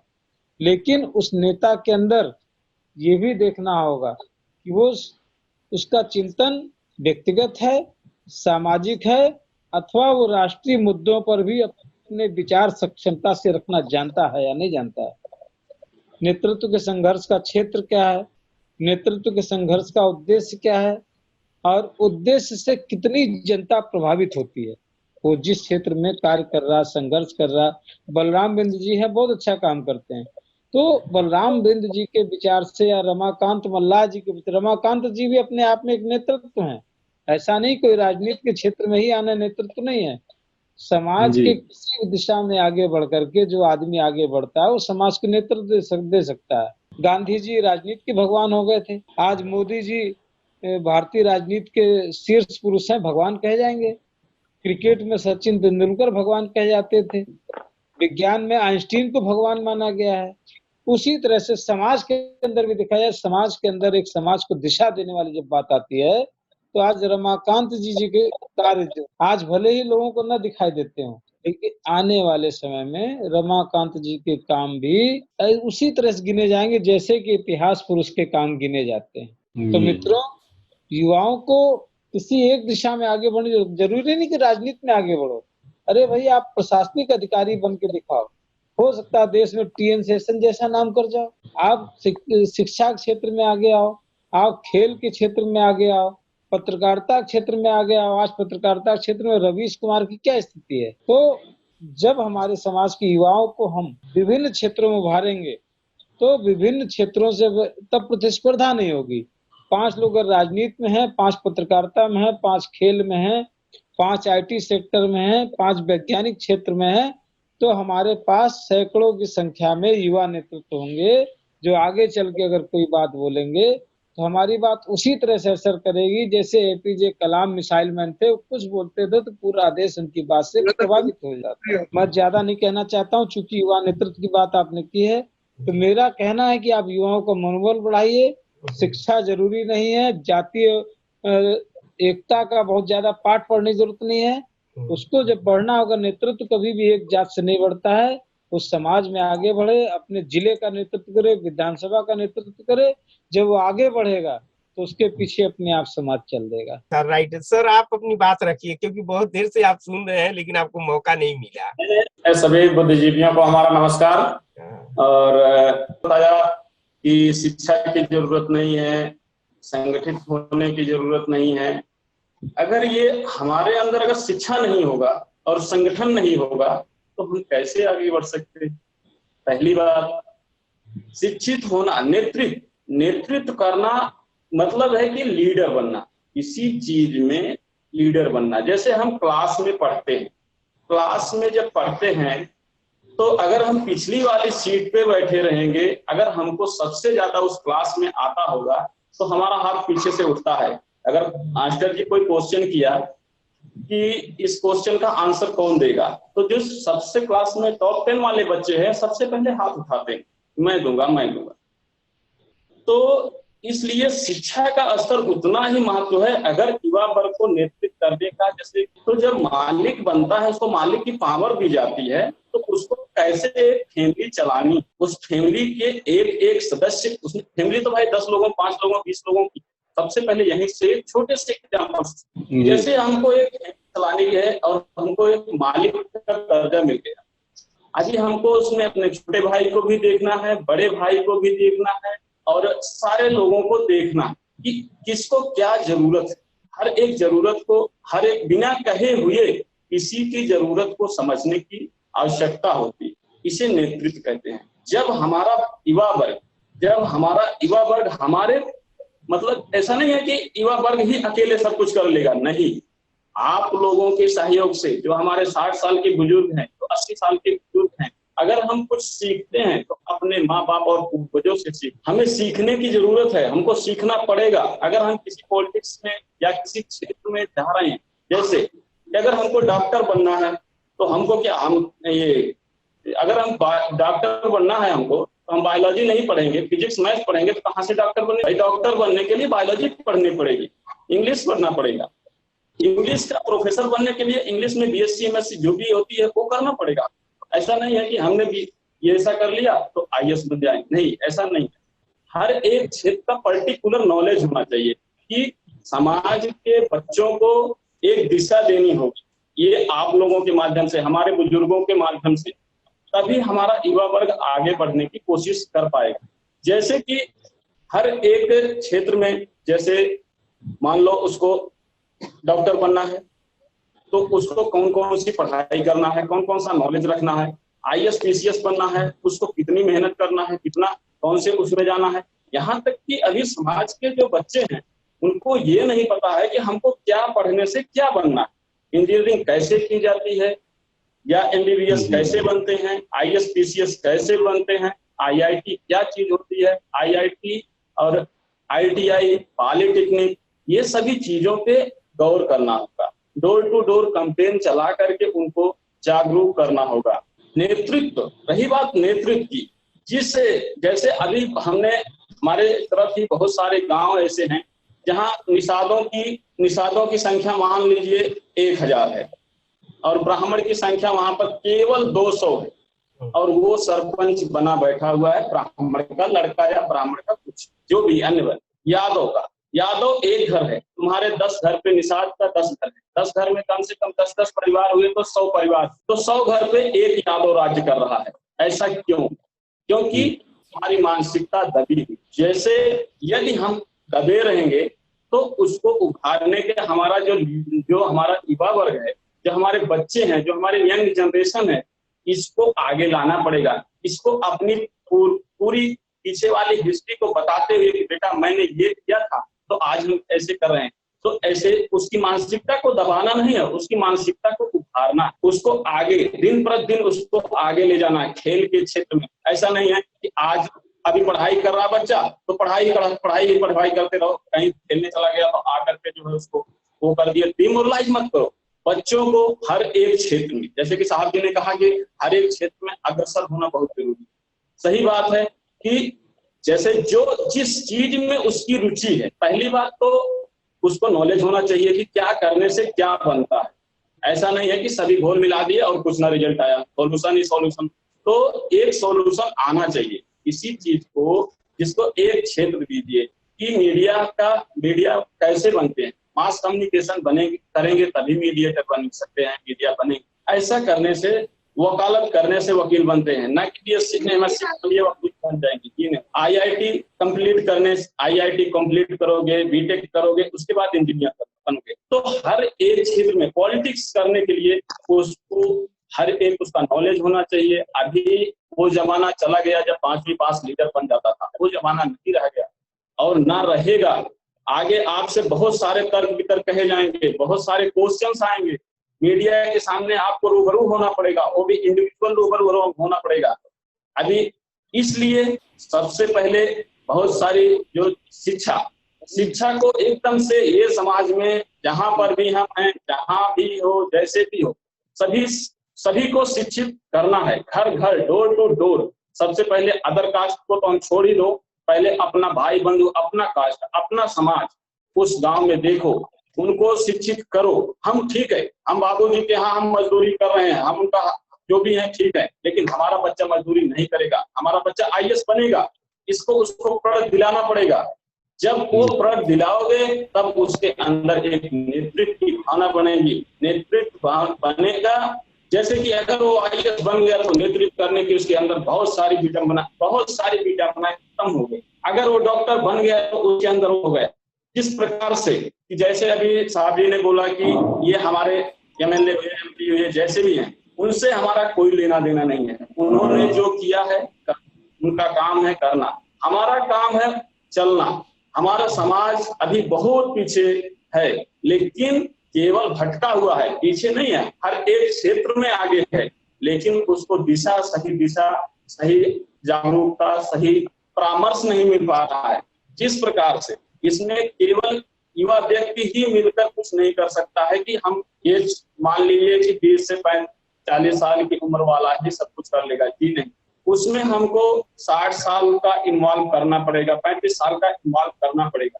तो इसलिए युवा पीढ़ी को अगर आप अभी ये सोचो कि अगले पार्लियामेंट के चुनाव में हम कैसे किसी को घोषित कर दिए तो वो कर लेगा, जी नहीं, उसको धीरे धीरे पॉलिटिक्स का ज्ञान होना चाहिए। हर एक चीज को उसको बनाना पड़ेगा आगे बढ़ाने के लिए। जिस प्रकार से माँ बाप अपने बच्चों को पैदा कर करके एक यंग बनाता है, उसी प्रकार से आज हम बुद्धिजीवियों के द्वारा समाज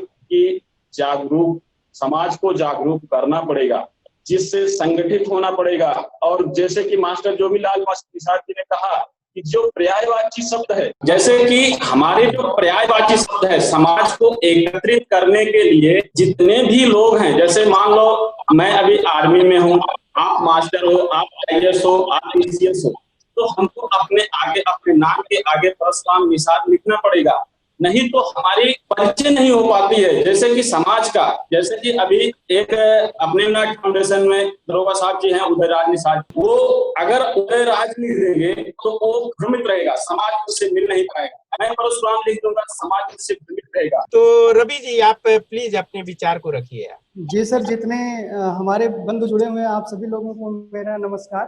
कुल मिलाकर के सर कि हम लोगों को दोनों तरह के अप्रोच फॉलो करेगा। एक जैसे हम कहें कि टॉप टू बॉटम और बॉटम टू टॉप, तो दोनों तरह का अप्रोच का मतलब ये है कि हमें नेतृत्व में कुछ लोगों को, जो लोग हमारे उतरे हुए हैं या जो भी लोग नेतृत्व में चल रहे हैं, उनको संरक्षण देना होगा। और चाहे संगठन के रूप में, चाहे समाज के रूप में, एक साथ सबको जो है कहीं ना कहीं से, अभी लोगों ने बताया कि उनकी जो है पारिवारिक जरूरतें हैं या जो भी सामाजिक जिम्मेदारी है वो पूरी कर सके, इसलिए उनको संरक्षण देना होगा, आर्थिक रूप से, सामाजिक रूप से, जो भी समझें। और दूसरी बात है कि हमें जो इनिशियल स्टेज से जैसे ABCD पढ़ाई जाती है राजनीति की, वो हमें अपने समाज के कुछ लोगों को जो राजनीति में आना चाहते हैं उनको शुरू से सिखाना पड़ेगा, 10-15 साल सिखाना पड़ेगा, ताकि वो फिर राजनीति में ठीक ढंग से आ पाए। सर बहुत ज्यादा कुछ नहीं कहना है मुझे। आज बहुत सारे लोग हैं जी, तो बहुत अच्छा विचार आया, और हर एक्चुअली इस डिस्कशन का एक खासियत है कि हर एज ग्रुप के लोग इसमें हैं। सौरभ जैसे युवा हैं, संतोष जैसे, तो केपी निषाद जी जैसा रिटायर्ड भी लोग हैं, अनुभवी लोग हैं, तो मिडिल एज भी है इसमें ना। और इसमें 2-3 बातें बहुत अच्छा निकल के आया कि नेतृत्व क्षमता जो है किसी के मोहताज नहीं है। यदि नेतृत्व क्षमता, आप नेतृत्व करना चाहते हैं और आपके अंदर क्षमता है, और यदि उतना नहीं है आप डेवलप कर लेते हैं, तो नेतृत्व क्षमता डेवलप कर लेंगे तो आपको जो है किसी के मोहताज नहीं रहना पड़ेगा। और ऐसे जो है भारत या भारत के अलावा अन्य देशों में, अमेरिका हो चाहे रसिया हो चाहे फ्रांस हो, हर देश में जो है नेतृत्व मिला है। भारत में देखेंगे तो लाइन लगा हुआ है, बाबा साहब थे, ज्योतिबा फूले थे, उसके बाद भी तमाम लोग जो है थे, और उनसे पहले जाएंगे तो कबीर साहब के नाम लिया गया कि जो पढ़े लिखे भी नहीं थे और निम्न समाज से आते थे, लेकिन उनका जो साहित्य है, उनका जो विचार है और जिस तरीके से नेतृत्व किया, तो जो उन पर समालोचना लिखे, उन पर रिसर्च कोई नहीं करता है, चाहे 1-2 लोग करते हैं। तो कबीर पर जो है रिसर्च करने वाले हजारों की संख्या में भारत में लोग हैं। तो ये डिफरेंस है, ये डिफरेंस है विचार के नेतृत्व क्षमता का है। और नेतृत्व जो है, समाज जो है एकत्रित होकर किसी को नेतृत्व देगा कि आप समाज का नेतृत्व करिए चाहे देश का नेतृत्व करिए, तो वो एक्चुअली नेतृत्व करता नहीं है। वो क्या, भेड़ों में एक जो है भेड़िहार हो गया जो पीछे पीछे चाहे आगे आगे चाहे बीच में चल रहा है। जो जिसके अंदर वास्तव में नेतृत्व क्षमता होगा, वो समाज के नेतृत्व करके ले जाएगा। वो उसके लिए भीड़ इकट्ठा करने की जरूरत नहीं है। जब उसके विचार प्रफुल्लित होगी, उसके विचार जब निकलेगा, तो जैसे कि फूल जब कली होता है, अब फूल जब खिलता है तो आप लाख जतन कर लीजिए, फूल को महक बिखरने से आप रोक नहीं सकते हैं। तो उसी तरीके से अनेकों ऐसे हुए। बाबा साहब के जब नेतृत्व क्षमता निखर के आ गया तो उनको बहुत रोकने की कोशिश किया गया, लेकिन कोई रोक नहीं पाया। बुद्ध के अंदर जब ज्ञान निखर के आ गया, जब उनके अंदर बुद्धत्व आ गया, कबीर के अंदर जब कबीरत्व आ गया, असली ज्ञान आ गया, तो पूरा भारत के ब्राह्मण लाभी जो है रोकने की कोशिश कर ली, लेकिन रोक नहीं पाए। फूल जब खिलेगा तो उसका महकेगा, उसको कोई रोक नहीं पाएगा। यहाँ तक कि जब मंसूर की गर्दन काट दिए मुसलमान, उसके मस्जिद के मेन दरवाजे पर चौखट पर जब बादशाह के हुक्म से वहां के मेन मौलवी जब उनके बुद्ध नेतृत्व क्षमता, जो जिंदा होकर शब्द बोलता था वो मरने के बाद भी बोला, तो ये नेतृत्व क्षमता होता है। नेतृत्व क्षमता जिसके अंदर है ना, वो किसी के मोहताज नहीं है। और अभी भी अपने समाज में बहुत सारे ऐसे युवा हैं जो विभिन्न राजनीतिक पार्टियों में संघर्ष कर रहे हैं और समय समय पर अपने क्षेत्र में समाज के बात के लिए भी लड़ते हैं, आगे आते हैं, लेकिन समाज को अपने लिए कभी इकट्ठा करने की कोशिश नहीं की है वो सब। तो जब हमारे अंदर क्षमता जब डेवलप हो जाएगा, नेतृत्व की क्षमता जब डेवलप हो जाएगा, तो हम अपने आप चल देंगे, हमारे साथ साथ लोग जो है चल देंगे। सबसे मैं बार बार एक बात को कहता हूँ, नेतृत्व का नाम जो है लेना नहीं है, नेतृत्व का नाम देना है।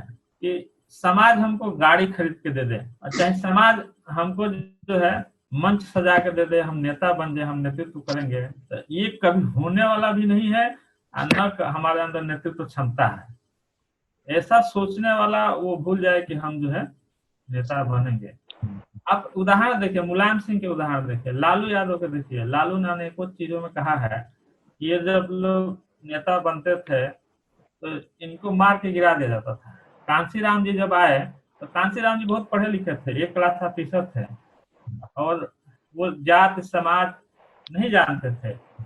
लेकिन जब उनके सामने उनके भाई के साथ जो है अन्याय होने लगा किसी व्यक्ति के साथ, और वो एक क्लास अधिकारी होते हुए जब नहीं रोक पाए उस अन्याय को, कोशिश करके देख लिए, तो उन्होंने रिजाइन देके और समाज में जो है काम करना स्टार्ट किया। कि इस समाज की हालत जो है बहुत खराब है। यदि मैं पढ़ा लिखा एक क्लास अधिकारी होते हुए मेरे साथ ऐसा हो रहा है, मेरी बातों की कोई वैल्यू नहीं है, जहाँ पे मैं पावर में हूँ वहां पर नहीं है, पढ़े लिखे नहीं है, गरीब हैं, जिनके पास खाने के नहीं है, उनके साथ क्या दशा हो रहा है। और जब वो नेतृत्व करने चले तो स्थिति ये था कि उनके विचारों से प्रभावित होकर लोग जब गांव में इकट्ठा होके और जब डिस्कशन करते थे, बात करते थे, तो लोग जाते थे उनके ऊपर पानी गोबर फेंक देते थे, मार के लाठी से गिरा देते थे। तो उन्होंने अपने मीटिंग इस तरीके से स्टार्ट किया, जहाँ पे बहुत दबंग लोग थे, ऐसा करते थे। किसी की शादी विवाह है तो दुल्हन एक रूम में, कमरे में बैठी है कोने में, और उस 10-20 लोग बुद्धिजीवी बैठे हैं एक रूम में बैठ के जो है अपना डिस्कशन करते हैं। करते करते करते करते जो है आज जो है इस स्थिति में उनके विचारों को जो फॉलो किया, जो चला, इस स्थिति में पहुंच गया कि अपनी हर लड़ाई लड़ रहा है, किसी को पता भी नहीं चलता है। हम लोग तो छोटी लड़ाई लड़ते हैं और रोड पर वो लोग लेके आ जाते हैं उस लड़ाई को जो कि बीच धारा में उसको छोड़ के भाग जाते हैं। नेता कभी किसी चीज को छोड़ के नहीं भागता है। नेता जो है, गांधी जी यदि छोड़ के भाग जाते हैं तो देश आजाद नहीं होता। भगत सिंह यदि ये सोच लेते हैं कि हम जेल में जाएंगे तो हमको मृत्यु दंड भी हो सकता, हमको फांसी भी हो सकता, तो भगत सिंह अपने बात को रख कहाँ पाते हैं? वो नेता ही नहीं क्या होता है। वो तो नेता अपने बात को रखने के लिए रास्ता निकालता है, भले उसके जीवन दाव पर लग जाए। अनेकों, कोई भी आप आध्यात्मिक लाइन में चले जाइए, पॉलिटिक्स में चले जाइए, एजुकेशन में चले जाइए, हर फील्ड में हुआ है। बुद्ध राजा के बेटा थे, बुद्ध जो राजा के बेटा थे, ज्ञान प्राप्त हुआ, फिर राजा, उनके पिताजी उनके राजा बनाना चाहते थे, और उनके पिताजी ही नहीं और भी जनपद के राजा, जो उस समय 16 जनपद के अन्य जनपद और छोटे छोटे राजा आए तो बोलते थे कि हम आपका जो है, आपके अंदर जो है, हम लोग जो है, आप सम्राट बनिए, हम लोगों का नेतृत्व करें, हम लोग राजा बनते हैं। लेकिन वो जानते थे कि यदि हम राजा बन जाएंगे तो केवल एक राज्य के लोगों का कल्याण कर सकते हैं, पूरे भारतवर्ष के लोगों का कल्याण नहीं कर सकते थे वो, और न पूरे विश्व को दिशा दे सकते थे। तो उनके अंदर क्षमता था, उन्होंने डिसीजन लिया, वो अपने कंफर्ट जोन से बाहर आ गए और वो डिसीजन लिए कि हमको यही करना है। बाबा साहब पढ़े लिखे थे, उनको कोई भी वकालत करते, उनकी बहुत अच्छी वकालत चलती, अंग्रेजों के अंदर बहुत अच्छा उनको नौकरी मिल जाता, और उनके सामने उनके बेटे मरते नहीं, या उनको ऐसा भी नहीं होता कि उनको कफन नसीब नहीं होता। लेकिन वो जानते थे कि हमको क्या करना है, अपना रास्ता निर्धारित कर चुके थे और कंफर्ट जोन से बाहर आ चुके थे। तो जीवन तो संघर्ष ही है। यदि हम लोग बहुत ज्यादा रुपया, पैसा, धन, दौलत, कंफर्ट देखेंगे तो कभी नेतृत्व नहीं करेगा, वो भ्रम में डाल रहा है। जो वास्तव में नेता बनना चाहता है, नेतृत्व करना चाहता है, तो उसको तो कंफर्ट जोन से बाहर आना पड़ेगा, हर शर्त मानना पड़ेगा। नहीं आएगा तो नहीं कर सकता है। जो भी आज मोदी जी यदि नेतृत्व कर रहे हैं, वो भी कंफर्ट जोन से बाहर आए हैं। हर कोई कंफर्ट जोन से बाहर आएगा तभी वो उतना बड़ा नेतृत्व कर पाएगा, नहीं तो नहीं कर पाएगा, कभी भी वहां तक पहुंच ही नहीं पाएगा। अब मैं यहीं पर अपने बात को विराम देता हूँ। सौरभ जी फिर मतलब अपनी बात को आगे रखे जहां पर आप छोड़ के गए थे। धन्यवाद सर। बात ये थी कि जो समाज की शिक्षा, जैसे उदाहरण मैंने दिया था जौनपुर की घटना का, वहां जो मैंने अवलोकन किया, मैं दरअसल समाज में आप जब उसकी वास्तविक स्थिति को जानना चाहते हैं तब आपको उसकी हर स्थिति का अवलोकन करना बहुत आवश्यक होता है। यदि आप उसके दुख से वास्तव में परिचित होना चाह रहे हैं तो उसका उपाय क्या होगा वो अलग, वो बात, उसका समाधान बाद में निकालते हैं, लेकिन समस्याएं क्या है इनका सिलेक्शन करना बहुत जरूरी होता है। क्योंकि यदि आपको समस्या नहीं पता होगी तो आप सोल्यूशन किसका ढूंढेंगे, इसलिए समस्या का पता होना बहुत जरूरी है। एक्चुअली जौनपुर की घटना पे मैं अपनी बात रखूंगा। वहां मैंने बताया आपको कि जब उस बेटी की हत्या हो जाती है तो 2 दिन तक उसका एफआईआर इसलिए नहीं होता है क्योंकि वो लोग डर के मारे, ये जो बरसों पुराना सामंतवाद है, रूढ़िवादिता, जो सामंतवादी डर और जो रूढ़िवादिता समाज में व्याप्त है, ठीक है, उस डर ने इतना भय पैदा किया था उस परिवार के अंदर कि वो लोग अपनी बात थाने में रखने तक नहीं जा रहे।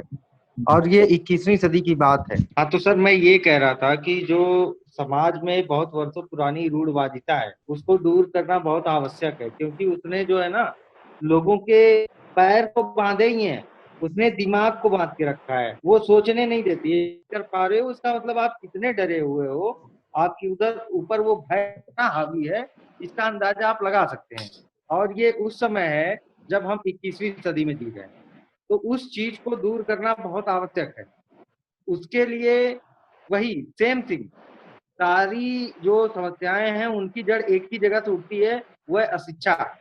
अगर आप शिक्षित नहीं है तो आप विभिन्न प्रकार की समस्याओं से जकड़े जाएंगे। आपको आपका पड़ोसी लूट लेगा, आपको पता नहीं चलेगा, आपका प्रधान आपका खेत लिखवा लेगा, आपको पता नहीं चलेगा। और ये शहर में नहीं होती घटना, ये गांव में होती है। हमारे लोग परेशान है, पीड़ित है। अभी विगत 3-4 महीनों की बात की जाए तो ऐसा कोई जिला नहीं बचा है उत्तर प्रदेश का जहां समाज के ऊपर, और वंचित सिर्फ अपने समाज के ऊपर नहीं, जो ऐसा समाज है जो जिसकी आवाज कोई नहीं बनता है, जिसकी कोई आवाज सुनता नहीं है, प्रशासन भी उनकी आवाज नहीं बनता है। शासन को तो छोड़ ही दीजिए, वो तो मस्त है अपने में। ये शासन की लापरवाही है, कानूनी विफलता है, उत्तर प्रदेश में इस तरह का जंगल राज कायम है। और ये वही लोग हैं जो रूढ़िवादिता को पैदा किए हैं। ये जो आपकी सोचने की शक्ति वहां बंद करते हैं कि तुम क्यों परेशान हो, तुम्हारे भाग्य में जो है वो तुम्हें मिलेगा, तुम्हारे देने वाला तो तुम्हारे भाग्य में लिख दिया है, इसलिए पहले से ही लोग परेशान हो जाते हैं, छोड़ देते हैं, प्रयास करना ही छोड़ देते हैं। मैं सबकी बातें सुन रहा था, उस बातों में कुछ पॉइंट्स मैंने सबके नोट किए, जितना नोट कर पाया हूँ वो मैं पूछना चाहूंगा। जैसे सबसे पहले केपी निषाद जी सर हैं, उन्होंने अपनी बात रखी, बहुत सही बात उन्होंने कही।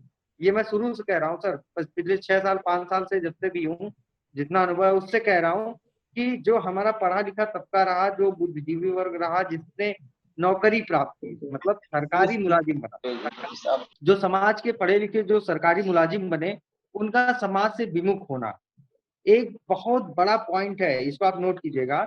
जैसे जब हम बात करते हैं एससी में हरिजनों की, चमारों की, जिसे हम आम भाषा में लोग गांव में कहते हैं, उनकी जब बात करते हैं तो जब बसपा का शासन था तो उन्होंने शिक्षा पर विशेष ध्यान दिया और अपने लोगों को सरकारी मुलाजिम बनाया। सरकारी मुलाजिमों को ये नसीहत दी, ये सिखाया, ये बताया कि तुम्हें जो समाज के साथ रहना है, उसका उससे विमुख नहीं होना है। जिसका ये परिणाम है कि आज एससी कैटेगरी में जो हरिजन है, जो जिन्हें चमार कहा जाता है, वो नौकरियों में सबसे ज्यादा है एससी कैटेगरी में। उन्होंने अपना पूरा विकास किया और जानते हैं कि शिक्षा से जब हम अपने आप का विकास कर लेंगे, हमारा बौद्धिक विकास हो जाएगा, तब हम सरकारी जब हम नौकरी पाते हैं तो अपने जैसे 4 लोगों को हमें बनाना है, ठीक है, ये विचार उस समय उनको दिया गया था। लेकिन हमारे समाज के जो भी बुद्धिजीवी वर्ग या नौकरी पेशा लोग रहे हैं उनको नहीं दिया गया। वो मैं दूर का नहीं, बहुत सारे मेरे आसपास के उदाहरण हैं, मेरे परिचित में, मेरे संपर्क में जो सरकारी अधिकारी हैं अपने समाज के, आप उनको खुद देख लीजिए, मुझे किसी का उदाहरण देने की आवश्यकता नहीं है। आखिर हम उन रूढ़िवादी चीजों को जब खुद जो नौकरी सरकारी मुलाजिम हो वो नहीं छोड़ेगा, समाज में संदेश नहीं देगा, रूढ़िवादिता से दूर नहीं करेगा, तो विकास उसका नहीं हो पाएगा, मानसिक विकास, जिससे वो कभी शिक्षित नहीं हो पाएगा, वो शिक्षा के बारे में सोचेगा ही नहीं।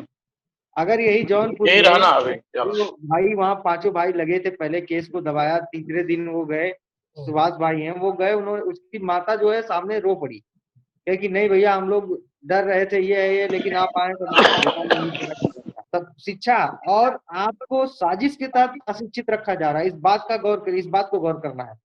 गौर ऐसे करना है कि हमारा जो समाज है वो बहुत ही नीचे गरीबी रेखा टाइप में जी रहा है। अगर जौनपुर के लोग जागरूक रहे होते, तेज रहे होते, तो वो घटना 2 दिन तक नहीं चलता, हम लोगों को यहाँ से जाकर के सड़क पे प्रदर्शन नहीं करना पड़ता। तो कहीं ना कहीं ये है कि जो मानसिक रूप से जो विकलांग बनाया जा रहा है, आपको अब गाँव की शिक्षा देख लीजिए, मैक्सिमम हमारे समाज के लोग गांव में रहते हैं, उनके बच्चे जो है उसी प्राथमिक विद्यालय में जाते हैं। उस प्राथमिक विद्यालय की स्थिति आप देख लीजिए क्या है।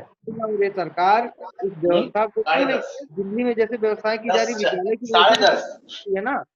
हम हमारी सरकारें लगातार शिक्षा के बजट को कम करके शिक्षा को और ध्वस्त कर रही, ताकि आप पढ़ो मत, लिखो मत, बेवकूफ बने रहो। और ये हम आप समझ रहे हैं, लेकिन जिसके बारे में हम बात कर रहे हैं वो बिल्कुल नहीं समझ रहा। इसलिए हम लोगों को निकलना पड़ेगा, ऐसे सिर्फ बातें करने से नहीं होता है। मैं क्वेश्चन की बात कर रहा था। केपी निषाद सर ने कहा कि अधिकारियों की उदासीनता थी, और 2003 में उन्होंने 15-16 गांव का इस तरह। मेरे प्रश्न को अगर दूसरी दिशा में ना लिया जाए तो पूछना चाहूंगा कि सर आपका 2003 से उस समस्या को दूर करने में कितना योगदान रहा, ये जानना हमारे लिए बहुत आवश्यक, क्योंकि सिर्फ समस्या पर 2003 से या 2095 से बात करना ये सही नहीं है। हमारा क्या प्रयास रहा है ये मैं केपी सर से जानना चाहूंगा। और सबसे बड़ी बात मैं बता दूं, अभी वर्तमान में आप अगर जिलों में देखें जहां हमारे समाज के अधिकारी किसी भी पद में हैं, वो समाज के लोगों को तवज्जो नहीं देते हैं, वो बिल्कुल तवज्जो नहीं देते हैं। उनका कोई काम बहुत कम मात्रा है, बहुत कम प्रतिशत है जहां लोग मदद करते हैं। लोगों को ये लगता है कि अरे भाई जो सामने वाला मदद मांगने आया है वो निषाद है, बिंद साहनी है, या जो हमारी निषाद प्रजाति की जो भी उपजाति है, वो ये समझती है कि हमारे ऑफिस के लोगों को पता चलेगा कि हम निषाद प्रजाति या निषाद समाज से बिलोंग करते हैं तो हमारी इज्जत कम हो जाएगी। क्यों हो जाएगी? क्योंकि उनके दिमाग में ये भरा गया है कि आप शूद्र हो, आपके अंदर वो सोचने समझने की या उस कुर्सी पे बैठने की हैसियत नहीं है। पहले आप लोगों को मना किया गया था, आप पढ़ोगे लिखोगे नहीं, पढ़ोगे लिखोगे तो उस कुर्सी पर बैठोगे, और उस कुर्सी पर बैठोगे तो हमारे साथ बैठोगे, तो हमें तुमको इज्जत देनी पड़ेगी। तो ये उनके दिमाग में भरा गया, इसलिए वो अपने एक किसी सर ने कहा कि जाति का नाम, केपी साहनी सर ने कहा जाति का नाम लिखने से शर्म आती है। तो ये कारण है सर, आपकी बात को मैं आगे बढ़ाना चाहूंगा कि कारण क्या है, लोग जाति लिखते क्यों नहीं है। हम उदाहरण के तौर पे बहुत सारे अधिकारियों को देख सकते हैं, नाम नहीं लेना है किसी का, और किसी को इस बात का बुरा नहीं लगना चाहिए क्योंकि ये सच्चाई है। इस सच्चाई से हम अगर दूर भागेंगे तो हम कितनी भी चर्चा कर ले हम कुछ कर नहीं पाएंगे। रूढ़िवादिता हो गई, अशिक्षा हो गई, समाज के पिछड़ेपन का मुख्य कारण ये है। इसको दूर करने के लिए हमें, जैसे वामसेट ने अपना कर्मचारी संगठन बनाया, वैसे हमारे समाज में यूनाइट फाउंडेशन मैंने सुना अभी बना है, तिलक सिंह जी की संयोजकता में वो चल रहा है। ये बहुत अच्छी चीज है, लेकिन सिर्फ उस यूनाइट फाउंडेशन जो है उसका योगदान, उसका कार्यक्षेत्र, उसकी कार्य योजना क्या है, वो किस तरह से शिक्षा के स्तर को सुधारने का काम करेगा, किस तरह से समाज में व्याप्त जो बेरोजगार है उसको कैसे दूर करने का प्रयास करेगा, और समाज में जो व्याप्त डर है। हम आवाज इसलिए भी नहीं उठाते कि फलाने बाबू साहब है, फलाने पंडित जी हैं तो हमको मारेंगे। सुल्तानपुर की घटना जिसको मैंने फेसबुक पर डालना चाहा, उसकी आवाज उठानी चाहिए। उस घटना को आप सुनेंगे ना तो आप कहेंगे यार ऐसी ऐसी घटनाएं अभी होती हैं। मैं बता देता हूँ चंद शब्दों में, ज्यादा समय नहीं लूंगा, क्योंकि ये आईना है हमारे समाज का कि हमारे समाज में किस प्रकार से डर है। वो कहार समाज का परिवार है, गांव में चारों तरफ ठाकुर केवल रहते हैं, और गांव में 2 या 3 घर कहारों का है। वहाँ एक जो लड़का है उसकी उम्र 19 से 22 साल के बीच में है, उसकी शादी हुई रहती है, 1 साल 2 साल जब भी हुई रहती है। उसकी बहू घर में रहती है, वो बहुत गरीब है, सब अशिक्षित है, माता पिता और जो लड़का है वो बाहर काम करने गए होते हैं। क्षत्रिय लड़के उसके घर में घुसकर उस लड़की की उस बहू के साथ अनैतिक कार्य करते हैं। ये बात एकदम फैलती नहीं है, बिना किसी रंजिश के ये अत्याचार होता है उसके ऊपर, कोई झगड़ा नहीं, कोई बहस नहीं, लेकिन उसके ऊपर ऐसी घटना घटती है। उससे बड़ी दुख की बात यह है कि उस घटना को लोग उजागर नहीं करना चाहते हैं, लोग उसके खिलाफ आवाज नहीं उठाना चाहते हैं। क्यों? क्योंकि एक तो डर संख्या का, उनकी संख्या घर गांव में ज्यादा है। तुम्हारी बात के देखो, तुम्हारी बात का मैं जवाब देता हूँ कि हमारे अंदर जो चीज नहीं होगा वो चीज हम नहीं कर सकते हैं। जो बलात्कार करता है दूसरे के, कि जो दूसरे के बेटी बहू के साथ रेप करता है, अनैतिक काम करता है, वो अपने घर में भी करता है। हो सकता है कि उसकी चाची हो सकता है कि उसकी बुआ हो सकता है कि उसकी भाभी हो सकता है कि उसकी छोटे भाई की पत्नी हो। तो जो ऐसा काम करता है वो अपने घर में भी करता होगा। रही उस परिवार के कि वो बर्दाश्त क्यों कर रहा है। मरना है, आदमी कितना सोचना चाहिए। वो औरत है, उसके पास क्या हथियार नहीं है, एक के काट देगी उसके बाद से किसी को हिम्मत नहीं करेगा। तो सबसे बड़ी बात है कि जिसके पास समस्या है, जो पीड़ित है, उसको पहले आगे आना पड़ेगा, उसके बाद कोई दूसरा जाएगा। सौरभ जी आप अपनी बात रख लीजिए। कि जो सारी समस्याएं हैं उनका निदान एकमात्र जो समाधान है वो शिक्षा है, और शिक्षा का प्रसार जो है हमें हर वर्ग में करना है। जी। सिर्फ युवा वर्ग को शिक्षित करने से नहीं होगा। जो बुजुर्ग तबका है, जो उनके माता पिता हैं, वो दूसरी रूढ़वादी व्यवस्थाओं में बंधे हुए हैं, तो हमको युवा बुजुर्ग अधेड़ सबको तो तैयार करना होगा। सबसे ज्यादा जरूरी है महिलाओं की शिक्षा और उनमें जागरूकता पैदा करनी, क्योंकि घर को संभालने वाली वही होती है, क्योंकि हमारे समाज में जो लोग हैं वो बाहर कमाने वाले। तो नेतृत्व पैदा करने का मतलब है कि शिक्षित करना सबसे पहले, क्योंकि असेंबली में आप देख रहे होंगे जो अनपढ़ नेता गए हैं विभिन्न दलों के, कक्षा 10 कक्षा 9 पास जो, उनकी बोली भाषा और उनका जो इस समय वक्तव्य आता है वो उसका जो अवलोकन आप लोग प्रतिदिन कर रहे हैं। तो हमें ऐसा नेतृत्व नहीं पैदा करना है जो अनपढ़ हो, जिसको ज्ञान जो है और दोनों चीज, हर चीज मतलब किसी बात के दोनों पहलू का उसको ज्ञान होना चाहिए। उसका दिमाग इतना क्रिएटिव होना चाहिए कि दोनों पहलू को समझ ले, एक पहलू को देख करके कोई अपना डिसीजन ना ले और ऐसा वक्तव्य ना जारी करे, चाहे वो कोई बड़ा नेता हो या कोई समाज सेवक हो या छोटा नेता हो। ठीक है, उसको किसी भी बात के सारे पहलुओं को जांच कर लेनी चाहिए अगर आप समाज सेवी हैं, पत्रकार हैं। और भी मेरे पास बहुत सारे क्वेश्चन हैं जिन लोगों ने कहे हैं, तो आगे अब मौका मिलेगा तब मैं जी तो केपी निषाद जी सर अपनी बात रखिए सर।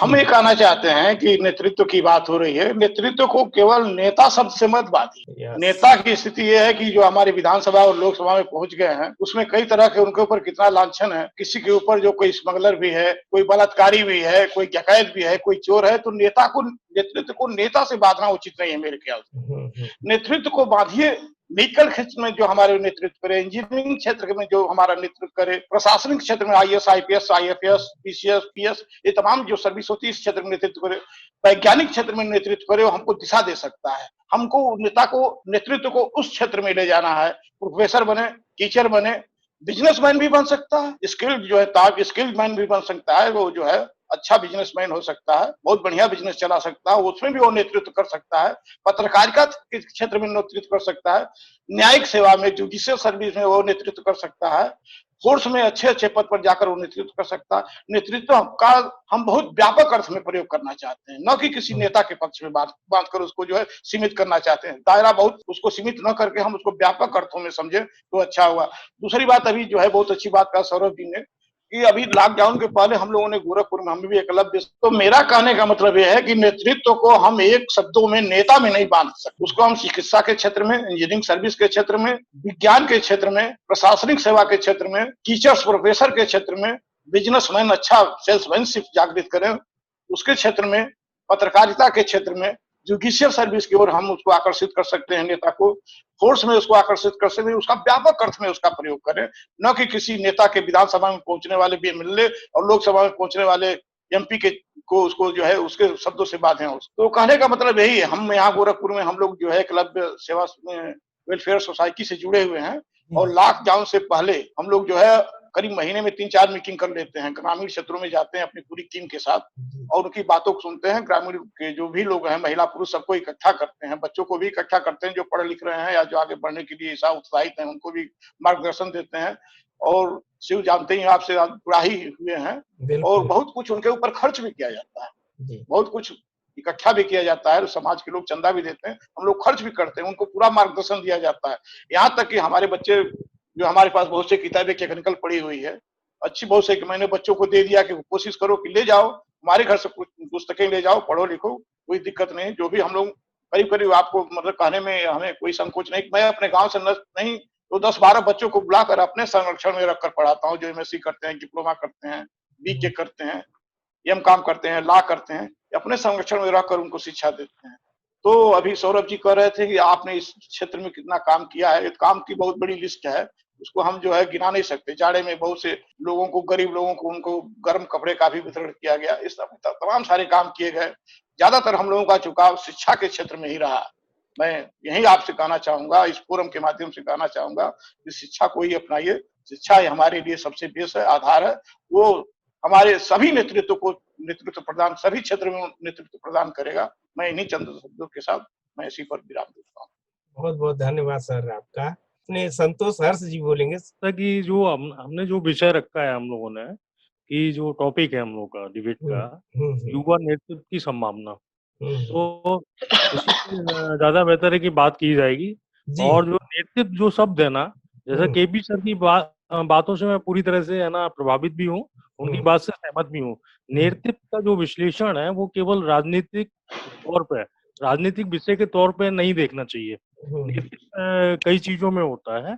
नेतृत्व जैसे कि अब मैं ब्लड डोनेट करता हूँ, तो हमारे कम्युनिटी में बहुत सारे लोग हैं, तो मैं भी नेतृत्व करता हूँ, वही जागरूक करता हूँ, ले जाता हूँ। जैसे खेल कूद हुआ, जैसे कि है ना सामाजिक कार्य में बहुत सारी चीजें होती हैं। जैसे हम आप भी कहीं भी किसी भी जगह, जिस चीज में हम लोग है ना आवाज आती है,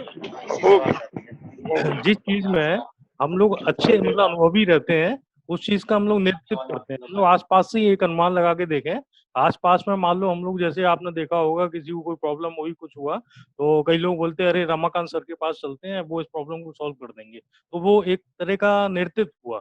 लेकिन बात हमारा जो टॉपिक है वो पूरा एक सामाजिक तौर पे, एक बहुत बड़े विश्लेषण तौर पे है। तो जब युवा नेतृत्व की बात आती है, तो सबसे पहले ये होता है कि कैसे हो युवा नेतृत्व, और क्यों हो, और जरूरत क्यों पड़ी युवा नेतृत्व की। तो जो समस्याओं से ग्रसित जो समाज है हमारा, कई विषयों पे है, क्राइम होता है, कोई जो सुविधाएं होती हैं गवर्नमेंट की वो नहीं मिलती है, वंचित रहते हैं। बहुत सारी ऐसे विषय हैं, गांव से लेकर ग्रामीण अंचल से लेकर शहरी मतलब जगह देखा जाए, तो उन समस्याओं के समाधान के लिए सबसे बड़ी जो है नेतृत्व क्षमता का अभाव है हमारे समाज में। और नेतृत्व क्षमता का अभाव होने की वजह से इतनी सारी समस्याओं का मतलब बढ़ता ही जा रहा है क्रम, मतलब जो आंकड़े हैं वो बढ़ते ही जा रहे हैं। क्योंकि कहीं कहीं रेप हो रहा है, बलात्कार हो रहा है, हत्याएं हो रही हैं, कोई भी छेड़छाड़ घटनाएं हो रही हैं, तो ये एक जगह नहीं हो रही हैं, ये जहां जहां हमारा समाज रहता है, जिस एरिया में भी रहता है, वहां तक हो रहा है सारा। लेकिन प्रॉब्लम क्या है कि जागरूकता का अभाव है, नेतृत्व नहीं करता है कोई हमारे यहाँ। जैसा कि सुरेश सर ने भी कहा है कि सुरेश सर ने कहा कि जैसे मान लो नेतृत्व करने के लिए कहीं कहीं ऐसा होता है, उनका जो कहने का मतलब था, मैं समझ रहा हूँ कि सचिन तेंदुलकर है, नहीं पढ़े हुए हैं लेकिन क्रिकेट में आज अव्वल नंबर पे है ना। ऐसे बहुत सारे लोग हैं, अंबानी साहब थे, पेट्रोल पंप पे अपना पेट्रोल भरने का काम करते थे, लेकिन बहुत बड़े उद्योगपति बने हैं। तो टोटल मिला के नेतृत्व वाली जब बात आती है, तो नेतृत्व करने के लिए हमको एक है ना एक टीम बनाना चाहिए। हम लोग को एक है ना एक ऐसा सिस्टम बनाना चाहिए कि वाइज हो, हमारे जो ग्रामीण अंचल से लेकर शहरीकरण तक जो भी एक सिस्टम एक फॉलो हो, उसमें जो प्रतिभाएं हैं, जो आदमी डिजर्व करता है, जो व्यक्ति जिस चीज को डिजर्व करता है, और विद अनुशासन, डिजर्व करने के बाद क्या होता है, एक अनुशासन होना चाहिए और प्योर मैच्योरिटी होना चाहिए। ये नहीं कि हम अपने वरिष्ठ जनों से कैसे बात कर रहे हैं, हम अपने अनुजनों से कैसे बात कर रहे हैं। हमको अनुशासन में रह के ही कोई चीज अगर नेतृत्व करने की क्षमता है और डिजर्व करता है, तो सीधा सीधा है कि जो भी जिनके अंदर क्षमता है नेतृत्व करने की, उनको बैक तौर पर सपोर्ट करना चाहिए। और सबसे बड़ी बात है कि नेतृत्व वाली बात आती है तो उनका विकास इसलिए नहीं होता है हमारे समाज में, क्योंकि जो अर्थव्यवस्था है, जो अर्थ तो रहते ही नहीं है। अगर कम्युनिटी की बात की जाए तो हमारा समाज इतना मतलब ये कह लो कि मजदूर वर्ग के तौर पे 90% कार्य करता होगा, 95% मान के चलो, और भी बढ़ा दे तो 97% मान के चलो। क्योंकि जो व्यवसाय है, व्यवसाय में पूरी तरह से उनका जो अधिकारी नहीं है, मत्स्य ठेके मिलना नहीं है उनको, वो केवल पार्ट पार्ट में एक मजदूरी की तरह काम करते हैं, तो नेतृत्व नहीं कर पाते हैं।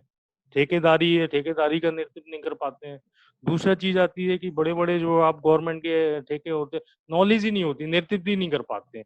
कर पाते हैं क्या? अगर राजनीति में बात की जाए तो राजनीतिक तौर पे है ना कई लोग है ना पार्लियामेंट में नेतृत्व कर रहे हैं, हमारा जो है समाज के नाम पे जनप्रतिनिधि के तौर पे नेतृत्व कर रहे हैं, लेकिन उनका 1% भी समाज को कुछ भी वो नहीं मिलता है। उसका कारण ये है कि जागरूकता का अभाव, जागरूकता नहीं है, क्योंकि हम लोग उनसे प्रश्न ही नहीं करते, उनको टोकते ही नहीं है।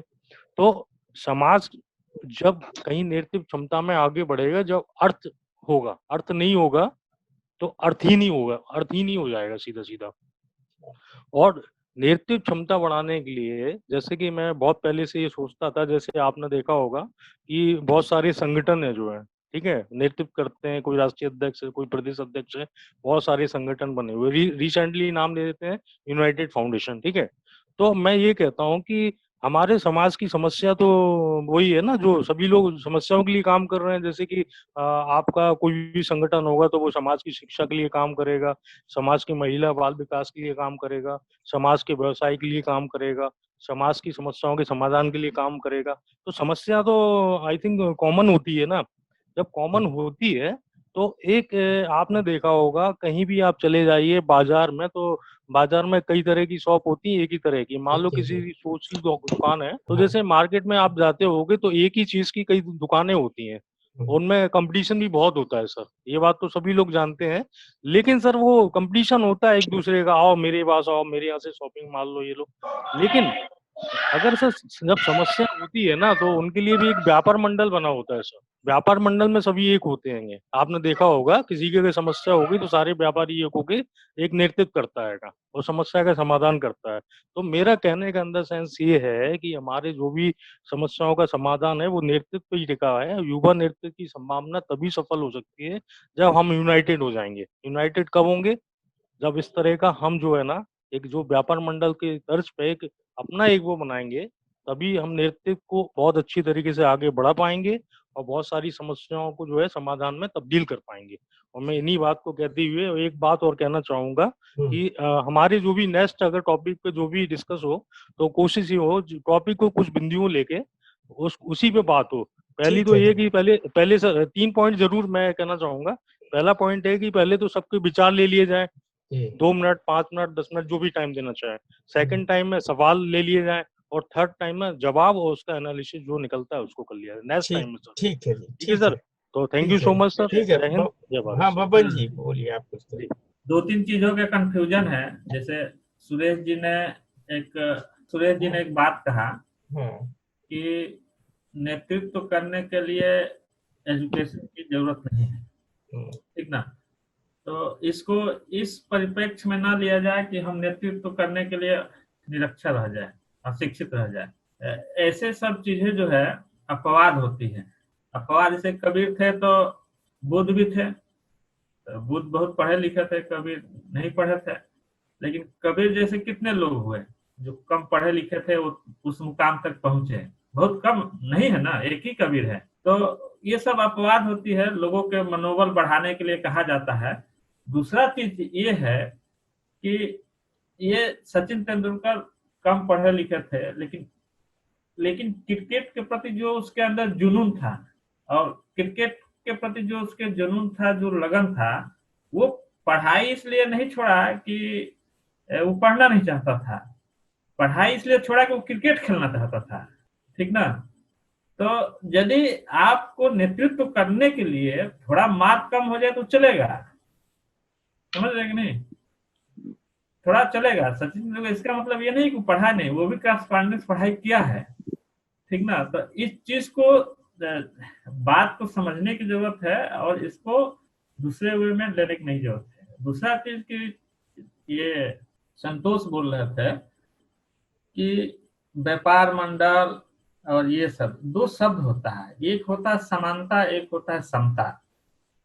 समानता शब्द पर काम किया बाबा साहब ने, समानता के शब्द पर काम किया बाबा साहब ने, और समता के शब्द पर दूसरे संस्थाएं काम करती हैं। आज के टाइम में जितनी है, जितने एनजीओ हैं, तो जो समता के शब्द पर एनजीओ जो काम करती है, वो एनजीओ उन लोगों के लिए काम नहीं करती है, चाहे वो संगठन उन लोगों के लिए काम नहीं करती है जिनके लिए बनाया जाता है, वो इसलिए काम करती है कि हम पैसा कमाएंगे।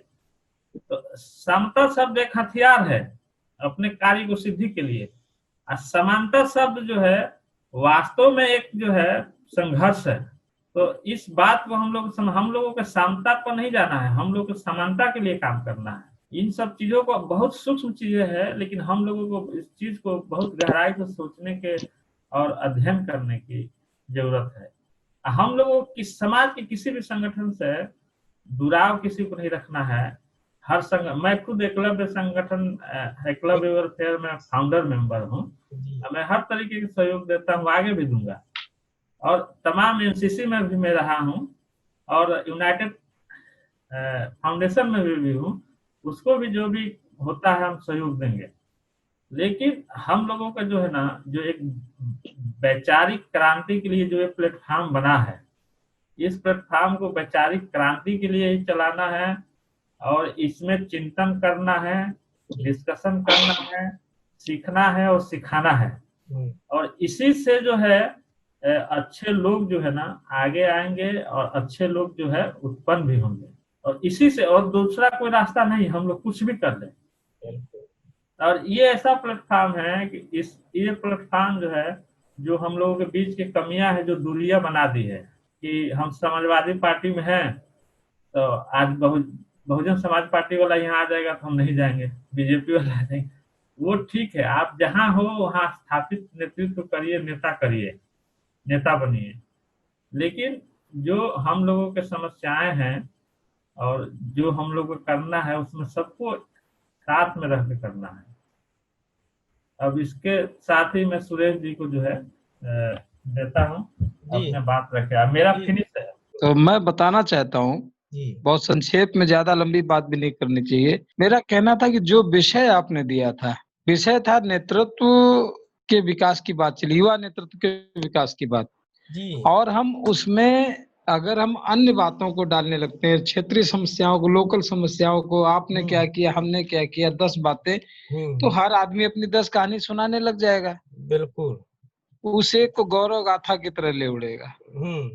ये उचित नहीं है। राइट सर, बिल्कुल। मैं समन्वयवाद की अवधारणा मैंने प्रस्तुत की थी, उसमें मेरा मूल उद्देश्य ये था कि समाज के सभी, जो हमारे विशेषकर निषाद समाज के जितने भी अंग उपांग हैं, सबके साथ समन्वय स्थापित हो। और उसमें ये भी मैंने कहा था कि कोई कुछ भी टाइटल लगाता है, ये विवाद का विषय नहीं होना चाहिए, क्योंकि ब्राह्मणों के 2000-3000 टाइटल हैं और वो लोग आपस में कभी नहीं लड़ते हैं। कोई नहीं कहता कि भैया तुम मिश्रा मत लगाओ, तिवारी मत लगाओ, पाणे मत लगाओ, चौबे मत लगाओ, नाइक मत लगाओ, रेड्डी मत लगाओ, वो कुछ भी लगाओ। उन्हें मालूम है कि ये आदमी हमारे समाज का है, तो वो उसको समर्थन देते हैं, सहयोग देते हैं, आपस में सद्भावना रखते हैं। दूसरी चीज मैं ये भी कहना चाहता था, जब समन्वयवाद से मैंने जोड़ने कहा था लोगों को, मैंने कहा था यार प्रतिक्रियावादी मत बनना। 2 चीजें हैं, समन्वयवाद और प्रतिक्रियावाद। हमारे जो भी नेतृत्व उभर के आ रहे हैं अभी वो प्रतिक्रियावादी है। समन्वयवादी नेतृत्व वो होता है जो समाज में आगे बढ़ता है, उसकी जाति होते हुए वो पता नहीं चलता वो किसी विशेष की बात कर रहा है, और वो धीरे धीरे सर्वग्राही नेता हो जाता है। जबकि हमारे समाज का नेता उभरता है तो केवल अपनी ही जात में तो इधर से उधर छलांग मारता रहता है, तो वो जीवन भर क्या करता है, फिर वो निषाद समाज का ही नेता रह जाता है, चाहे वो सांसद बन जाए, चाहे विधायक बन जाए, चाहे कुछ भी बन जाए। हम कहते भाई तुम सांसद बन गए हो, सांसद बनने के बाद तुम निषाद समाज के ही नेता बने रहे हो, तो ये बड़ा दुर्भाग्य है हमारे समाज के लिए वहां पर। और इसके साथ ही मैंने एक बात और कही थी, मैंने, मेरे मित्र ने सवाल उठाया कि जैसे डॉक्टर बनना है तो एमबीबीएस होना होगा, इंजीनियर बनना है तो बीई की डिग्री चाहिए, तो नेता बनना है तो पॉलिटिकल साइंस पढ़ना होगा। ऐसा नहीं होना चाहिए। मेरा साफ साफ कहने का उद्देश्य, शिक्षा आपके लिए किसी अवरोध का काम न करे। अगर आप नेतृत्व क्षमता आपके अंदर है, सबसे बड़ी भावना है, बाबा साहब ने एक बात की, बाबा साहब अम्बेडकर समाज, हम समझते हैं कि सदी के सबसे बड़े चिंतक थे, ठीक। उन्होंने लिखा है कि हमारे समाज को, हमको सबसे ज्यादा धोखा हमारे समाज के पढ़े लिखे लोगों ने दिया है। आप देखिए ना, हमारे समाज में जो भी अधिकारी वर्ग है वो थोड़ी सी सुविधा और 2 रोटी के एवज में इतना संकुचित हो जाते हैं कि वो अपने सगे भाई को पहचानना छोड़ देते हैं। उनसे आप पूरे समाज के हित की कल्पना कैसे कर सकते हैं? पूरे समाज के हित की कल्पना उसी से की जा सकती है जिसके अंदर कोई अहंकार ना हो कि वो शिक्षित है, जिसके अंदर ये अहंकार ना हो कि वो बहुत विशेष है, अपने आप को एलिट क्लास का समझने वाले लोग। जो कुर्सी पे आगे बैठेगा वो नेता नहीं बन सकता। नेता ऐसा होना चाहिए कि जो आज कुर्सी पर है, कल समाज के लोग फुटपाथ पे बैठे तो उनके साथ हंस के फुटपाथ पे बैठ जाए। हमारा समाज बहुत पीछे है भाई। देश का 18 करोड़ समाज, जिसमें 6.5 करोड़ खाली मछली मारने का काम करते हैं, और हम बताने लगे कि मछली जहाँ महक रही है वहां नाक पे कपड़ा लगा के जाएं, तो क्या हम अपने समाज से जुड़ पाएंगे? लालू यादव बहुत पढ़े लिखे हैं, 6 विषय से परा स्नातक डिग्री उनके पास, इंग्लिश बोलते बैठ जाते हैं। उनका समाज इस बात को समझता है। साइकोलॉजी समझिए, वो लोग नेता तो बनना चाहते हैं समाज का, लेकिन समाज के साथ सांगोपांग जुड़ना नहीं चाहते हैं। हम ये कहना चाहते हैं कि मित्रों, सब समन्वयवाद सबसे बड़ी चीज है, उसको समन्वयवाद को समझिए आने वाले समय में ये नेता आपके काम नहीं आएंगे। बहुजन समाज पार्टी का नेता कितना बन जाएगा, बहुजन समाज पार्टी के फॉलोअर से ज्यादा नहीं पड़ पाएगा। बीजेपी समाज का नेता अपने दर्शन पर चलेगा, समन्वयवाद के दर्शन पर चलेगा, उस दिन वो कहीं भी होगा, बिना कहे वो निषाद समाज के हित की बात करेगा ही करेगा। आज बहुत से लोग भाग गए। एनसीसी के लोगों ने राजनीतिक मंच समझ लिया था। एनसीसी राजनीतिक मंच नहीं है। मैं आज भी एनसीसी का संयोजन करता हूं, आज भी एनसीसी के माध्यम से लोगों को ट्रेनिंग देता हूं, और जो लोग समन्वयवाद को समझ जाते हैं वो समाज में खड़े होते हैं तो ठाकुर या ब्राह्मण दुश्मन नहीं होते हैं। वो केवल निषाद के नेता बनने का प्रयास नहीं करते हैं, वो समाज के नेता बनने का प्रयास करते हैं। और समाज का नेता बन के, सामाजिक बन के जितना आप समाज का भला कर सकते हैं, उतना जातिगत नेता बन के जात का भला नहीं कर सकते हैं। तो मेरा सभी से आग्रह है कि युवा नेतृत्व आगे बढ़े, उसके लिए अपने आप को किस बैरियर, ये जितने भी अवरोध है जाति के, शिक्षा के, हीन भावना के, इन सब बैरियर को तोड़ दीजिए। और कोई जरूरी नहीं कि राजनीति में ही आगे आइए, आपको जो क्षेत्र मिलता है, जिस क्षेत्र में आप जाना चाहते हैं उसमें बिल्कुल बढ़ जाइए। यहाँ तक कि साइंस में भी आप बढ़ेंगे तो देखिएगा, एडिसन कक्षा 7 पास था एडिसन, और आज एडिसन के नाम पे दुनिया भर में एक बार 2 मिनट के लिए बल्ब बुझा दिए जाते हैं। बहुत बड़ा सम्मान है ये। हमारे समाज के भी किसी नेता को जिसने सम्मान मिलेगा ना, उस दिन मैं भी गर्व से सिर ऊंचा करके कहूंगा कि यार वाकई आज मेरा समाज उस ऊंचाई को पा गया है जिसकी हम लोग कभी कल्पना किया करते थे। जय निषाद राज, जय समन्वय। बहुत बहुत धन्यवाद। और मैं केपी साहनी जी हैं, केपी जी जरा अपना, हाँ ठीक है, एक्चुअली में केपी जी लेट जुड़े हैं। केपी साहनी जी, मैं इनका परिचय दे देना चाहता हूँ। ये जो हम लोग का संगठन है मुंबई में चलाते हैं, अखिल भारतीय निषाद एकता मंच, आप उसके महासचिव हैं और बहुत पुराने आप सामाजिक कार्यकर्ता हैं। जब शायद हम लोग विद्यार्थी रहा करते थे, जमुना निषाद वगैरह के साथ आप काम करते थे, सोशल वर्क। और आप संत कबीर नगर में उस जमाने में आप बीए पढ़ रहे हैं।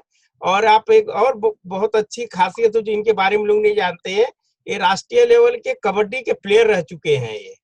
और हाँ, राष्ट्रीय लेवल के कबड्डी के प्लेयर रह चुके हैं। और आज भी अपने काम के साथ करते करते, मतलब हम लोग समझिए कि हमारी उम्र के हिसाब से आप सोशल वर्क करते हैं। तो मैं चाहता हूं कि आप अपनी बात रखें और फिर उसके बाद परशुराम जी को समय दिया जाएगा। मैं जो है अभी सब लोगों की बातें को बहुत ध्यानपूर्वक से सुना। तो सबसे पहले तो मैं ये कहना चाहूंगा कि देखिए जो है युवा नेतृत्व की जो है, नेतृत्व एक ऐसी चीज है जो नैसर्गिक होता है। सब नेतृत्व नहीं कर सकता, सबके जो है नैसर्गिक है, मतलब जन्मजात होती है। लेकिन उसके हिसाब से जो माहौल मिलता है ना आदमी को, उसका सपोर्ट जो मिलता है वो ज्यादा आगे चला जाता है। और जिसको सपोर्ट नहीं मिलता है वो नेतृत्व क्षमता रखते हुए भी जो है बेचारा वो आगे नहीं बढ़ पाता है। मैं देखिए अपने समाज में देखा हूँ, हमारे जो अधिकारी वर्ग हैं और जो अच्छे पोस्ट पर हैं, तो अपने समाज के जो उनके संपर्क में जाते हैं, जैसे नवयुवक पढ़े लिखे हैं, उनका जो है हेल्प करने से जो है वो कोई जरा सा भी सहायता नहीं करते। और जबकि अदर समाज देखिए जो है, ये हमारे ब्राह्मण समाज है और जो नौकरी पेशे में है, वो जाति मतलब नात बात जोड़ करके पहुंच जाते हैं और वो फिर उनको नौकरी मिल जाता है। और हमारे समाज में जो अच्छे पोस्ट पर गए हैं, मैं खुद भोगी हूँ, मैं देखा हूँ जो है। परशुराम जी आप बात रखिए। जैसे कि साहब युवा नेतृत्व का परिचय पर चर्चा चल रही है, तो ज्यादातर फोकस हमारा उसी पर होना चाहिए। और बाकी तो बहुत सारी कमियां हैं समाज में, और समाज से ही दूर करके जो है युवा नेतृत्व को लाना पड़ेगा। इस प्रकार से आज आप कब से प्रयास कर रहे होंगे, आप अपने आप पे एग्जाम्पल लीजिए कि आप अपने युवा अवस्था से आज कौन सी अवस्था में पहुंच चुके हैं, कितने साल लग गए हैं कि जो आज हम वीडियो कॉन्फ्रेंसिंग के द्वारा एक छोटी सी मीटिंग प्रोवाइड कर पा रहे हैं। इसी प्रकार से इसमें कई सारे ग्रुप बने हुए हैं, ऐसा नहीं यूनाइटेड फाउंडेशन है, क्लब फाउंडेशन है, बहुत सारे ग्रुप बने हैं और अपने ही समाज के लोग हैं उसमें। तो जब हम एकत्रित हो रहे हैं, उसी प्रकार से जैसे मेरा कहने का मीनिंग ये था कि टाइटल जो हम लगाते हैं, जैसे हम जिस जाति से पैदा हुए हैं, जैसे हम परशुराम निषाद, तो हमारी जाति केवट है, केवट, मल्लाह, बिंद, मछुआर जो भी हैं, तो हम एक जैसे पंडित, तिवारी, मिश्रा, दुबे ये सब हैं, तो उसी प्रकार से हम केवट हैं। तो हमें सभी लोगों को एक समुदाय जिसका है, जिससे हमने जन्म लिया है, उस जन्म को और नहीं भूलना चाहिए। हम अपने अतीत को नहीं भूलेंगे, तो हम एक संगठित रहेंगे।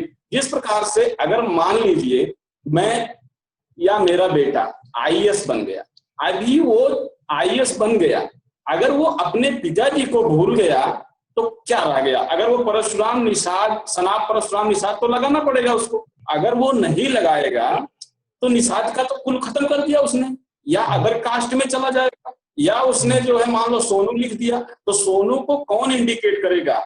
इससे कैसे इंडिकेट करेंगे? अगर मैं परशुराम निषाद लिखता हूं तो मुझसे मेरा निषाद समझाए, साहनी, पाथन जो भी सोचेगा कि हाँ भाई ये केवट है, जाति से लग रहा है, इसकी जो चल रही है, हो सकता है केवट हो, तो हमसे कुछ ना कुछ संकोच करने की कोशिश करेगा। किसी भी विषय पे, किसी भी जैसे भी समस्या होगी, या हम सॉल्यूशन करने लायक होंगे या नहीं होंगे, जिस भी क्षेत्र में होंगे। तो इसलिए हमारा सभी से मानना है कि जैसे सभी के बच्चे आगे बढ़ रहे हैं, तो कम से कम अपने टाइटल को ना, जिसमें जो भी लिख रहे हैं, और जो हमारी शादियां हैं, हमारी बेटियां हैं, हमारी बहू हैं, तो हम ऐसा नहीं है कि हम निषाद हैं तो निषाद में ही शादी करेंगे। अभी लोगों की अपने में ही रूढ़िवादिता है कि हम निषाद हैं तो मल्लाह में नहीं शादी करेंगे, मल्लाह है तो बिंद में शादी नहीं करेंगे। ऐसा नहीं, एक जाति के हैं, हमारी उपजातियां बहुत सारी, तो हम अपनी उपजातियों के साथ एकत्रित होकर के उसी प्रकार से जो हमारे युवा है, जो हमारा पारिवारिक है, जो हमारे गांव समाज में जो भी है, उनको देखना पड़ेगा, उनमें से कुछ ना कुछ चयन करना पड़ेगा।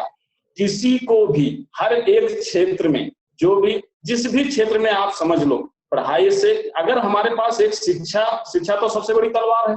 अगर हम शिक्षित नहीं रहेंगे तो हम किसी क्षेत्र में नहीं जा पाएंगे। मैं बार बार वही कहता हूं कि वो सदियों वाला जमाना चला गया। जब आप लोग शिक्षित हो तो आज कितने दशक बाद आप लोग यहाँ तक हम लोगों को गाइड कर रहे हो, तो अगर आप लोग भी अशिक्षित होते तो कैसे गाइड करते हम लोगों को?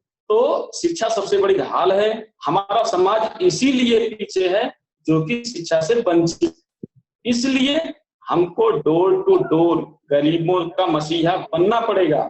अपने सभी भाइयों का जो है उनको जगाना पड़ेगा कि आप आगे, आपका ही परिवार, आपका ही बेटा आगे ले जा सकता है। तो साहब ऐसी सारी जो है सामाजिक संगठन, ये हमारा केवल निषाद ग्रुप है। पहले तो हम अपने निषादों को ही समझाना, हमको, हम अलग क्षेत्र में वैसे भी पीछे हैं भैया, हम अलग, अगर हम इतने आगे होते तो हम हर एक क्षेत्र में, तो सही बात है, लीडर होता है, नेतृत्व का मतलब है लीडर। अगर लीडर लीड कर रहा है तो उसकी बातें सभी सुनेगा, लेकिन पहले जब आप अपने समाज में सुनाओगे, अपने घर में सुनाओगे, अपने 2-4 भाई बंधु में सुनाओगे, तभी तो आपका लीडर दिखेगी कि आप कहना क्या चाहते हो, आप प्रेजेंट क्या कर रहे हो, आप किसी के सापेक्ष कैसे उठना चाह रहे हो, कैसे बैठना चाह रहे हो। तो जब हम अपने युवा वर्ग को मौका देंगे, उनका सपोर्ट करेंगे, तो हमारा नेतृत्व जगेगा, बढ़ेगा, और उनको, हमको हर एक क्षेत्र में, जिस भी क्षेत्र में जहां भी हो, अगर वो जैसे कि छोटी छोटी सी, मतलब अगर हम मिश्रा पान भंडार खोल सकता है तो निषाद पान भंडार क्यों नहीं खुल सकता है? अगर मिश्रा पान भंडार खुल सकता है तो निषाद पान भंडार भी खुल सकता है। तो ये सब चीजों पर गौर करना पड़ेगा साहब। जो जिस क्षेत्र में है, पढ़ाई के क्षेत्र में है, शिक्षा के क्षेत्र में, कृषि के क्षेत्र में है, या सरकारी गवर्नमेंट नौकरियों के क्षेत्र में है, तो वो सारे चीजों में वो अपने आप में उसको नेतृत्व करना पड़ेगा।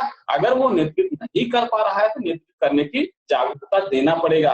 जब वो गांव में जाता है, जब वो कहीं जाता है, अभी मैं भोपाल में अकेला हूँ, मैं यहाँ के किसको बताऊंगा, लेकिन जब मैं गांव जाऊंगा, समाज में जाऊंगा, तो उनको कुछ ना कुछ आशा होती है हमसे कि हाँ भाई ये एक गवर्नमेंट एम्प्लॉय है, ये कुछ ना कुछ हमको अच्छी बात बताएगा। तो जब आप समाज में, या यहाँ से गए, आप अपने घर में ही बैठे रहे, खाए पिए मस्त रहे, एसी चलाए, सो के चले आए, कोई मीनिंग नहीं निकलता।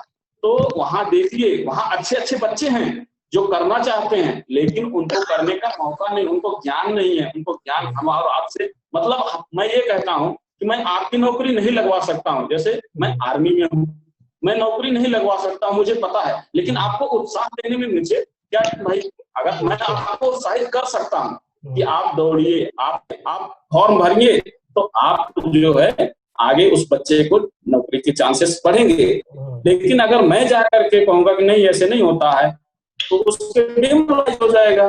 तो ये सब चीजों पे गौर करना पड़ेगा। युवा नेतृत्व तो क्या, युवा नेतृत्व युवा का मीनिंग नहीं है, नेतृत्व एक अपने आप में ही लीडरशिप है। और जैसे कि सभी बुद्धिजीवियों ने बोला कि ये तो वो मतलब चाहे समझ लो कि किसी की देन है ये ना, तो वो देन है, वो अपने पावरफुल है, वो सही बात है, जो जिसको करना है वो करेगा। लेकिन हमारा समाज संकुचित है, वो कहना चाहता है लेकिन बोल नहीं पाता, मुंह से जबान खोल नहीं पाता है, उसको खोलना पड़ेगा, उसको आगे आना पड़ेगा। तो हर एक क्षेत्र में पहले तो पहचानना पड़ेगा ना कि भाई ये निषाद, हम एक दूसरे से झगड़ा नहीं करेंगे, हमको अपने आप में संगठित होना पड़ेगा, छोटी छोटी बातों के लेकर के जो है एक दूसरे को मर मुकदमे जैसी चीजों में नहीं फंसाएंगे। तो ये सब चीज कुरीतियां जो हैं, कुरीतियां हैं, तो हम लोग शिक्षित हैं। अभी मान लो कि हम एक गांव में हैं, एक गांव में एक गवर्नमेंट एम्प्लॉई है, कहते हैं अभी एक गवर्नमेंट एम्प्लॉई है तो 10 क्यों पीछे हैं? तो 10 को अगर मान लो एम्प्लॉय नहीं हो सकता है तो 10 को 10 बिजनेस में होना चाहिए, हर एक क्षेत्र में आगे होगा, तभी तो उस समाज का विकास होगा, उस गांव का विकास होगा। तो ये सब चीजों पे फोकस करना पड़ेगा। तो साहब जैसा भी है, सभी बुद्धिजीवियों से मेरा यही अनुरोध है कि जहां पे भी हो आप लोग, जहां पे भी जाएं, एक समाज को संगठित करते हुए और अपने आगे का जो टाइटल है इसको जरूर से जरूर संशोधन करना पड़ेगा। यही मेरा है। बाकी सभी के लिए धन्यवाद। जय निषाद राज। एक्चुअली आज के मीटिंग जो है बहुत अच्छा हुआ और बहुत लंबे टाइम तक भी हुआ। और मैं नेता शब्द की जगह पर नेतृत्व इसीलिए रखा था कि इसका एक विस्तृत अर्थ निकले, जैसे कि व्यक्तित्व होता है, नेतृत्व होता है, तो ये सब शब्द बहुत व्यापक है और व्यापक में समझना चाहिए और उसी हिसाब से इस पर चर्चा होना चाहिए, कार्य भी होना चाहिए।